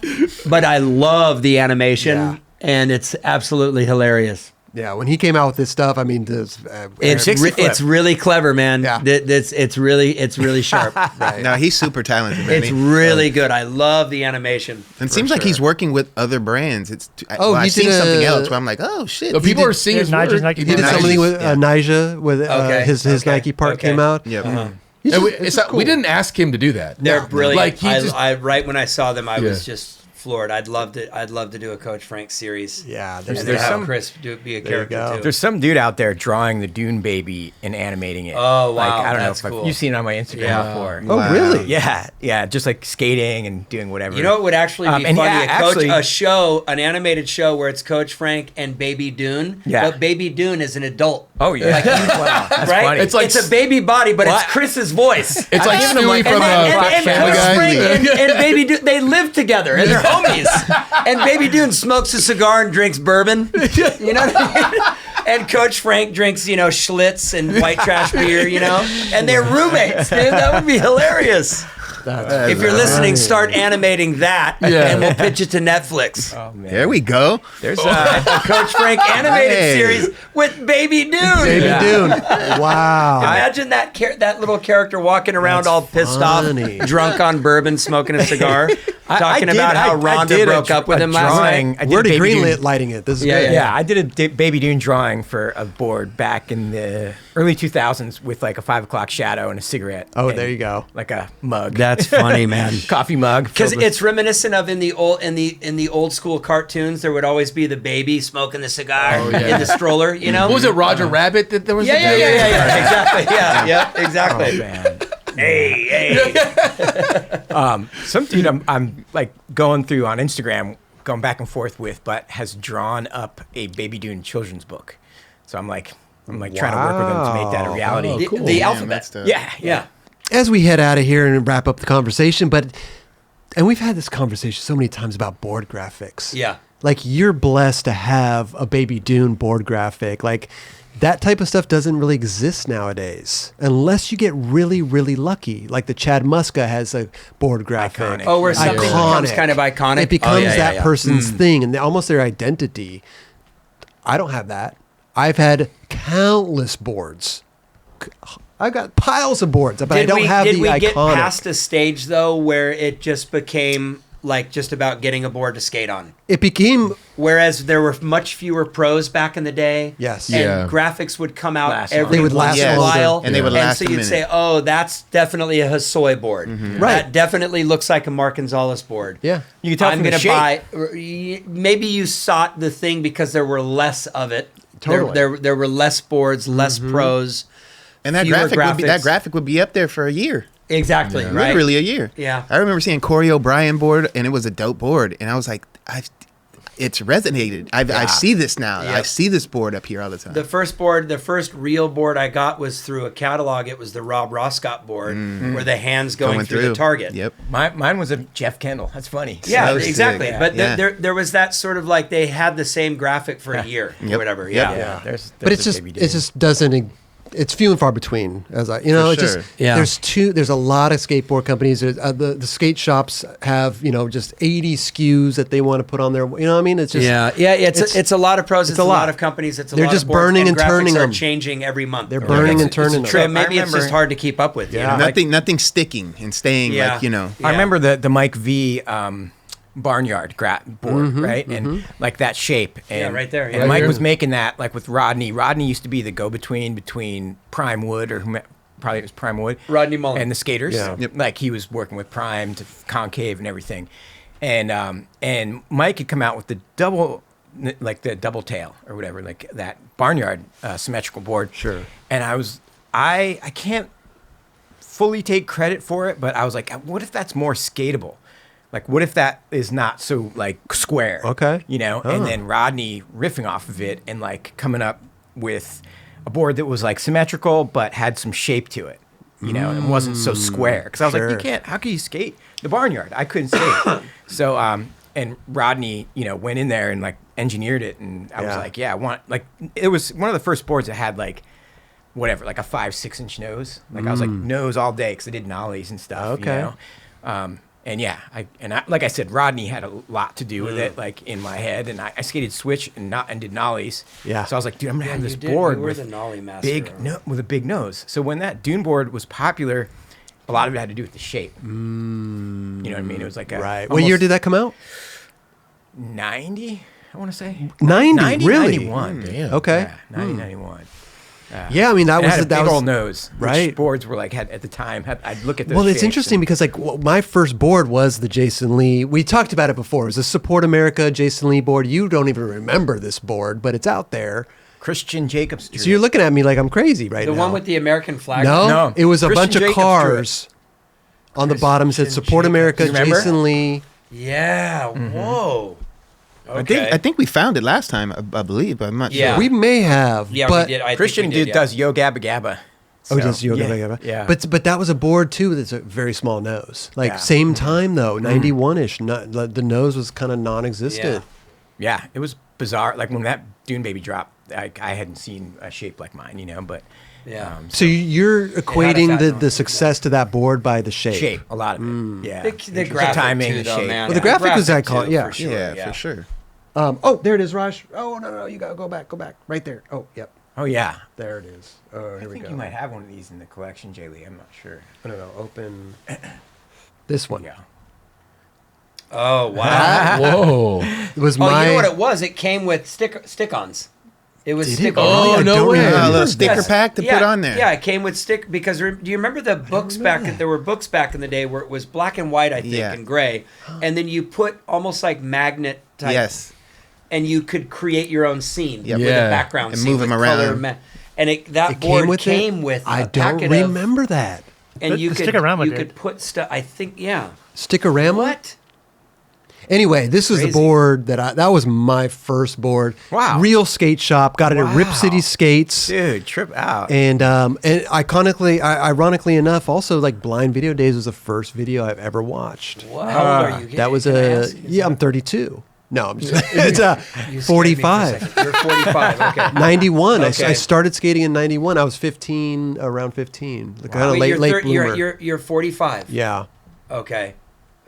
So I was a little late bloomer, 15 years old, 91. Did you ever think about it before then? I was 'Cause, 15 too. I gotta say, I didn't really start skating until I was 12, which would be like 84. But I got a board.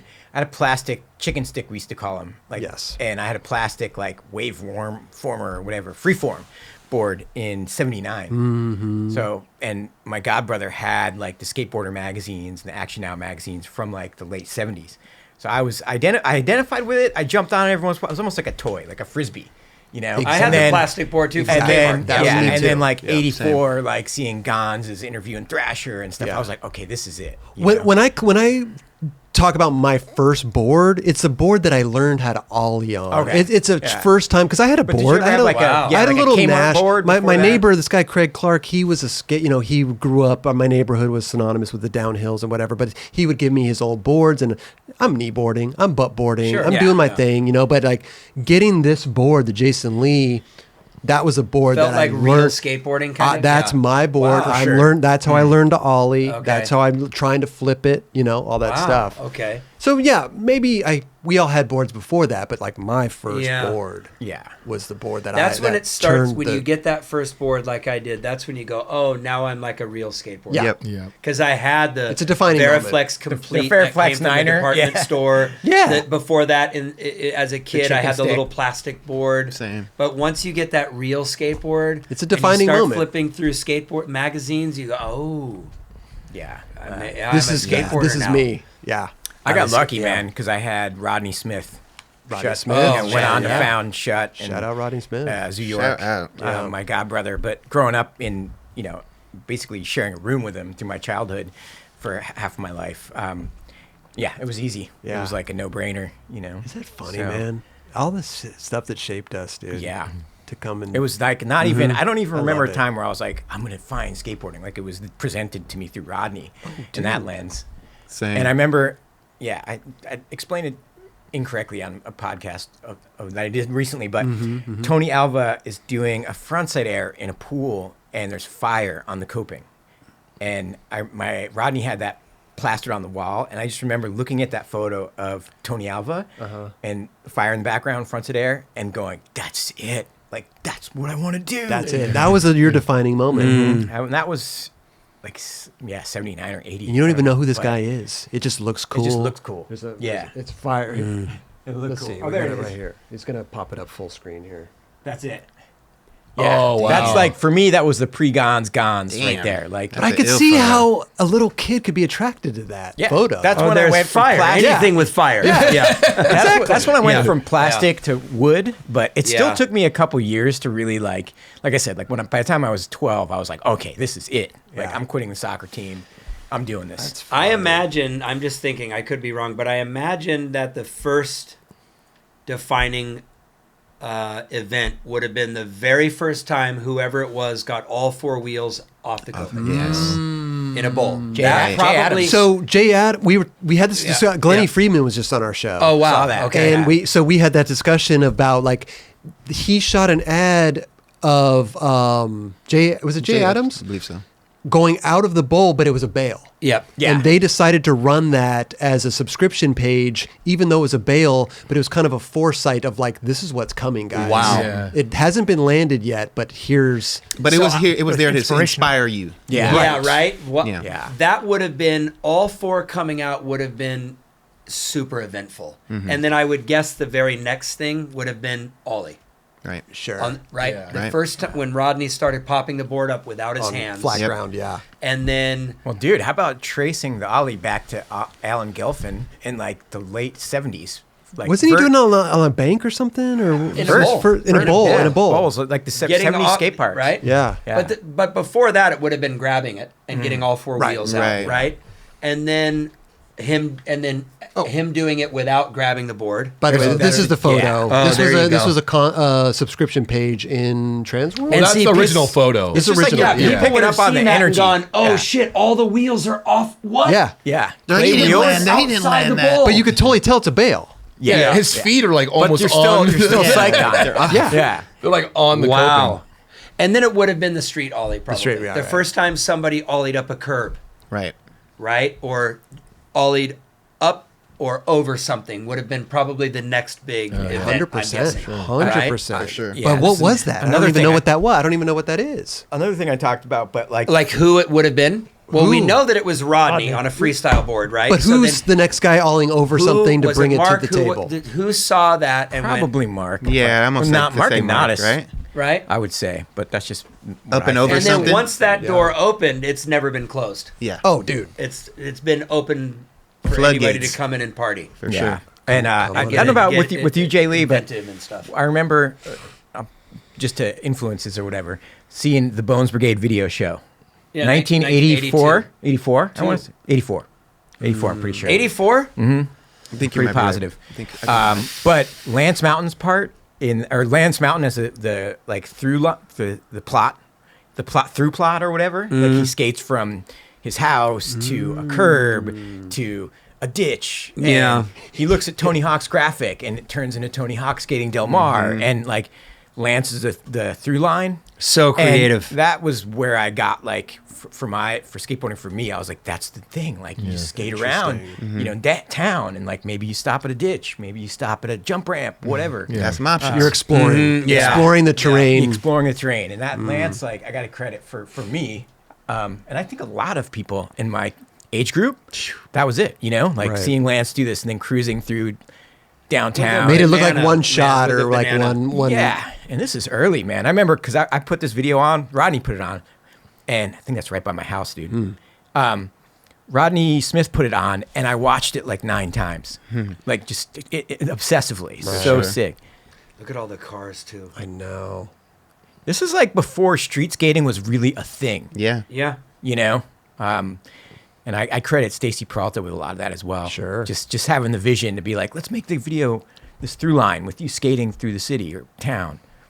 Wow, I've never seen this. This is crazy. It's funny. This is Is really it a cool. Bones Brigade video show? Never seen it. I would say that and that Tony Alva photo for me were for you. the two things that really made me love skateboarding. Yeah, this video would have done that for Dude, me that's as my well. old loft, Jay Lee. Oh, wow. Wow. You used to live right there? I think so. Yeah, Wow. that tan building behind Okay. it. That's crazy. I think it is That's funny. downtown. Do you think younger kids get annoyed by all the reminiscing? No, I Like, don't do you think ever so. get complaints like, why do you have old people talking about the good old days on your show? What's up with that? Do you ever get that? There's Steve Stedham. Oh, shit. Well, I'm one of those dudes. Like, I'm not saying I do, but I'm a younger kid. I'm 38. No, so, but- like, I've never seen any of this. So, I'm, like, pretty intrigued hearing you guys. And actually, Steve Stedham. It would be weird if Yeah. there was no visual to it right now. Sure, Just I hearing- see. But you're past that point, like like when you're 15, 16, you're starting to skate. Like you don't give a fuck about what we're talking about. You don't. Yeah. Yeah. No. Yeah. But to see it visually while you guys are talking about it is pretty cool. 100%. Like, And then everybody eventually finds it for themselves. So Yeah. whatever legacies are being left behind, video content, And graphics, Reddit, magazines, people catch up to it, and it's there for history. That's which what is so that's rad. what I always kind of go back to is like, yeah, every 13-year-old, 12-year-old, every kid that they probably don't care about the 9 Club right now. They probably don't care about us. But they'll get to that point, Yeah. and they'll go back and everything that we've And they done. have it all recorded. Everything they have that- all this stuff archived. Everything and- that we've done, they can go Yeah. back and watch a Lance Mountain episode Yeah. 10 years from now when they become interested in it. Yeah. Yeah. That Wow. pool looks gnarly, dude. Yeah. Do you remember watching that video, Jay Lee?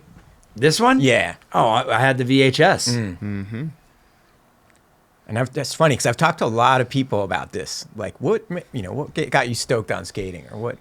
what got you into street skating? And I was almost I would everyone just- my age says this video. This video. I was just stoked that they had videos back then. Yeah. You know what I mean? Because Remember Vision would make videos and you get Dude. a shot of Mark Gonzalez, like it was like gold, you know, Right. because they didn't make a ton of them. And you'd go to your local skate shop, you'd see your friends, and there'd be a video playing, right? Yeah.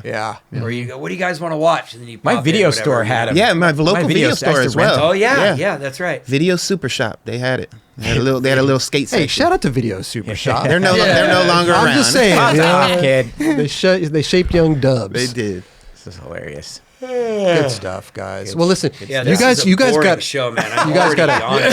Fuck. get this man another coffee with some Hey, shrooms in it. How do we? Is there anything wrap up? What are we doing? What are we? Listen, go. Chris is like, this is taking way too long. No. This was this has supposed to been be a great. simple stop and chat, I and just these wanna- guys won't shut the hell up. I definitely want Or to. you mean you guys won't shut up. I definitely want to tell people happy 30th. Stereo Skateboards. Go check them out online. I know you guys always do some cool stuff, some autograph stuff. Yeah, StereoSoundAgency.com. There you go. That's a plug. StereoSoundAgency.com. We got it right here. Boom.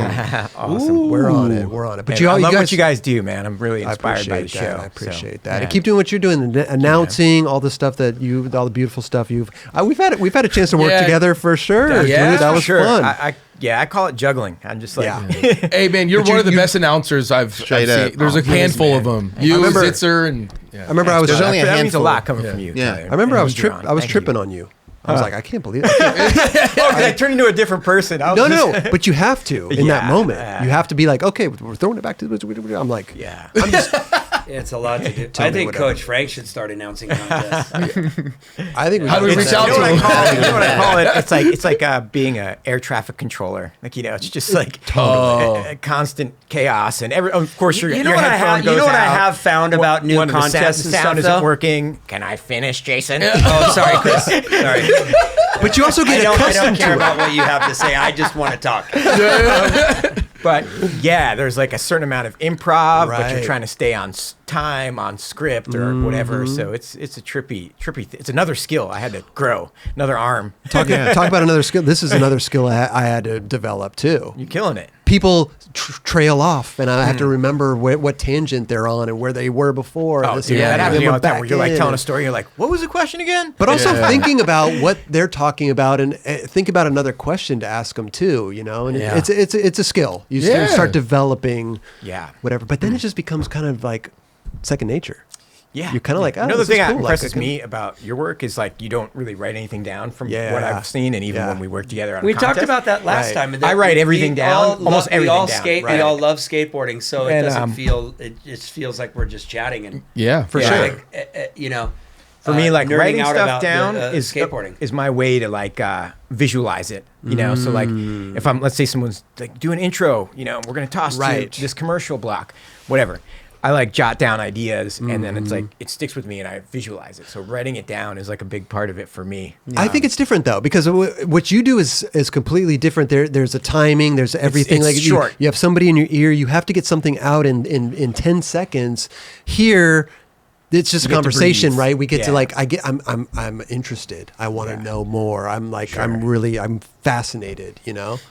yeah. You put like information out, like Chris. You're like Yeah. you put information out in a live manner, and then all right, cut to this guy, and Yeah, like it's blah different. blah. It's Yeah. definitely different. Man. Yeah, I you're- have fun doing yeah. it. I have Yeah. fun doing it, and it's like I've talked about this before, but oftentimes the kids I'm interviewing don't have any idea who I am. Right. You know, it's like I'm like pulling people for sideline interviews, and they're like, You're like, baby, Dune. Like, I'm "I'm not the guy from Stereo. I'm some announcer guy Sure, that's sure. trying not to blow it." Bro, you know what's funny? 411 days, Lance Mountain. Welcome to 411. He was just a 411 guy. That's what I knew him as. See? Like watching that right there, I was like, damn. I knew he was skating later on, but I was like, oh, that's the 4-1 dude. That's why I remember That's him. so funny. How Like, great from that's same Whoa, same thing though. that's Right? Those kids now, but they're gonna know you later though. You know what I'm saying? Right now, you're just the guy, When they're the old. announcer guy. When they're You're old just and like an feeble. old gray bearded announcer guy. That they probably just assume is drunk, you know, and just like some washed up has-been skater. Oh man, That's funny. No, I gotta say, like, I never have any self confidence with it. Really, like the phone started ringing for me a couple weeks ago. Like, Yeah. you're doing this, you're doing that, or can you do this, or can you do that? I go through the whole winter, like Christmas time, not knowing if I'll ever work again. It's just, you know what I mean? It's just like, okay, great job. We'll see you next year, maybe. Well, that's what happened. I tried a bunch of stuff. I tried something with you. I tried Street League, and then the call. I never got a call back. So you're lucky you got a call back. No, you know man. Same. I'm blessed. I think I came and worked with you one time as well. To God, seriously, not to be weird, but just magic, God, trying to be a good human being, being passionate, trying to learn. Well, we all love never it. being too bitter, and just developing. Yeah. Would you want to announce though, or this is all you want to do? Here's the thing. Or do you want to do a little bit of that? I would love to try stuff, but to become something that like Chris does, where you're just like blown away by his shit, like you had to develop that, right? And so like I don't think I've ever had the chance to develop that type of commentary or something like that. Like I've done a little Street League here, I've done a little Phoenix AM here, but it's never been this consistent thing where I'm like, I can really get good at this. It's been just kind of like, you know what I mean? Like if you got one gig, like a movie, you haven't really tested your acting that's skills. true. That's true. Right? Yeah. I haven't really tested my skills or developed that side of me. I would love to do that. I'll make some calls for you. Okay. There we go. I'll make some calls. After 6 years, finally, somebody willing to take the risk. It's just like anything, though. You totally like stink up, like you totally bomb sometimes. It's crazy, and that's right? that's like one of the best learning experiences ever. Totally. And I think a lot of times your biggest fear is messing up. Like, I'm gonna mess up. I'm gonna say the wrong thing, and then you realize it's skateboarding. People just pick up on the vibe. It doesn't matter if you get dyslexic or whatever, or mispronounce something, but in your head you're like, you start sweating and shit. You're like, damn, I gotta pick this up. Yeah. I remember the time we were in Rome, and I had they wanted me to introduce something, do the intro on NBC, and I'm like, I came here to do the social media and all thing for skateboard. Like, can you do this for the NBC live thing? I'm like. And I talked to you after, like, how do you do it? And you coached me. You're like, dude, you got to look at it in blocks, dude. You got to look at it like this. And I was like, oh, like I can do it a lot better now because of the advice that you have given me. Man. It was just, I just thought, oh, cool, just do the live video. I'm like, wait, what do you want me to say? You want me to say this at what time of this? And I was so lost. Oh, man. But like you helped me out a lot, so I appreciate that. That was years of working at Fuel TV. Remember Fuel TV? Yeah. And you had that show, having right? The Guide by Scion, and What's Happening with Chris Pastras. There was like short vignettes. But I would have to do these intros, and they'd be like a minute long, or like whatever, a minute and a half longer. And I had to think of it. I had to break it down into like quadrants or whatever, or like first section, location, second section, guest, third part, terrain, whatever, fourth part, favorite restaurant, or whatever. Sure. But and then I would just write. Sometimes I would write down 4 words, and it'd be like city, location, food, or whatever, and then just riff from that. But definitely understanding it as like blocks is how I developed it. Yeah. Well, that's awesome. Yeah. Because otherwise you're just sort of going, Yeah. It's like, what's part 2? Or where am I ending up? That's a big thing. Like you got to, punctuate where you're ending up. Sure. Ideally. Actually, I want to ask you, Jason, was it hard for you to remember lines, or is it hard for you? Was it when you started to remember lines in movies? I mean, it was completely foreign. Yeah. The idea of reading a script and then putting it down and going,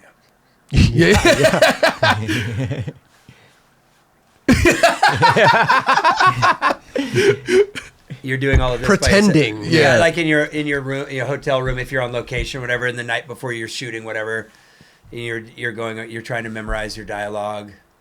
Yeah, you're looking and trying to say, okay, the cat crossed the street and I got ice cream. The cat crossed the street and I got ice cream. And you just repeat it. And then you have to think about all the like emotional stuff. What's the scene? You get, there's so much involved. Sure. And then you always forget your lines. Do people mind when you, and you yell out, "What's the line?" Yeah. Oh, yeah, that's right. And the cameras keep rolling, and it's on your toes. You have to be completely on your toes. Real quick, has there been a character that you ever like really got so familiar with that it made it easier to be that character? You know what I mean? Earl, maybe. Earl, probably. Right. Yeah. I mean, any character, once you start shooting and you find that, like you were talking about, you find your footing, you find your way. And, for sure. And then it just becomes easier. That's what I'm for saying. sure. Then you become that character, like truly. Yeah, pretty much. Right. But do they you do mess up on dial. You do mess up. Do they encourage like improv? Like it depends. It depends. Yeah, every director's different. No improv with Kevin Smith. It's all very by the book. Wow, that's a surprise. Okay, no improv at all. Interesting. On Earl, we played around, of course, a lot. I always envisioned that improv is like the best shit. You know what I mean? Like, not something's on script, but then you take it somewhere else, kind of. Yeah, I mean, it depends. Like Curb Your Enthusiasm, that's pretty much all. You hear about like Will Ferrell. Yeah, it seems like in comedy formats, like you can kind of do that. They plan out the scene and then they just kind of riff it. Right. You know. Right. But usually, what ends up happening is you'll add something, or you'll do something in the scene, just kind of on a whim in the moment. You'll add some dialogue, or you'll maybe take out part of a line. It just depends, you know. If it feels organic and conversational, usually they don't get too picky about it. But also, you could try something, and if it doesn't work, they probably do another take. You rehearse for You know what? I actually, in the script it says I come from the bathroom, but that's just not feeling right based on where the furniture is and where you want to set up the camera. Yeah. Maybe I'm already sitting down with my coffee, and you're discussing and you're constantly creating the. It's a constant creation. Yeah. And you're changing stuff on the day because the writer's like, this is exactly how it's going to be. Jim exits the truck, has the coffee, and then sees Sarah and they start talking. Sure. Once you get there and you start rehearsing it, maybe he doesn't have a coffee. Maybe Sarah's in a different location. Yeah. And it also changes, and you're creating it on as you're going, which is really exciting. And I believe too, it's your character, right? Yeah. It's like maybe he's not a coffee drinker, maybe he's a cigar. Like you kind of muster up this person in your mind. You can change that on the day, and most of that discussion happens with the director. Hey, maybe I have glasses, or maybe I'm reading the paper in this scene. Sure. And the director goes, "Yeah, that's a good idea." And then you tell the props person, "Hey, I'm going to need a paper." Yeah. And then as they're setting up the cameras, props will do their thing, and you get your wardrobe, and you've got your little sides, your little mini script with the scenes for the day, and you're memorizing, and you go, okay. Yeah. And you might hide the sides under the table or put them in your pocket. Write something on your hand. Yeah, write something on it, or you take notes on the paper, and then you do the cameras are set up essentially like that for coverage, and you just go with it. Amazing. I remember doing skits with you back in the day. Yeah. Like, remember when you were living at Marissa's back in North Hollywood? And video camera skits and stuff. Video camera skits. And Jason was just naturally gifted at it, always. So. There's a war outside of your window. Come on, listen, we've been doing this forever. Like, what are we talking about here? Listen, you guys got to come back. Dude, please come back. I'm going to keep talking. I refuse to leave. You guys got to come back. Until I get a call from Arrowhead. Raj, did Arrowhead call yet? Right? I think Arrowhead, Mountain Valley, right? Mountain Valley. Sorry. Forget Arrowhead. You, Arrowhead. Dune, Chris Pastras, dude, thank you so much for coming by. Hey, much success. Hey, can't wait to see the Netflix. Whatever we got going on here. Maybe we'll come back and talk about that when you get and thanks for having us. Thank you, dude. Thank you. Always great to stop by the 9 Club Crib. Yes. We appreciate that, man. The 9 Club Crib. The 9 Club Crib. There we go. Right? That's it. Yeah, NCC. 9 Club Crib. Yes. I want money for that. Send us an invoice. Okay, see you later, everybody. Have a good one. Jason Lee, Chris Pastras, everybody.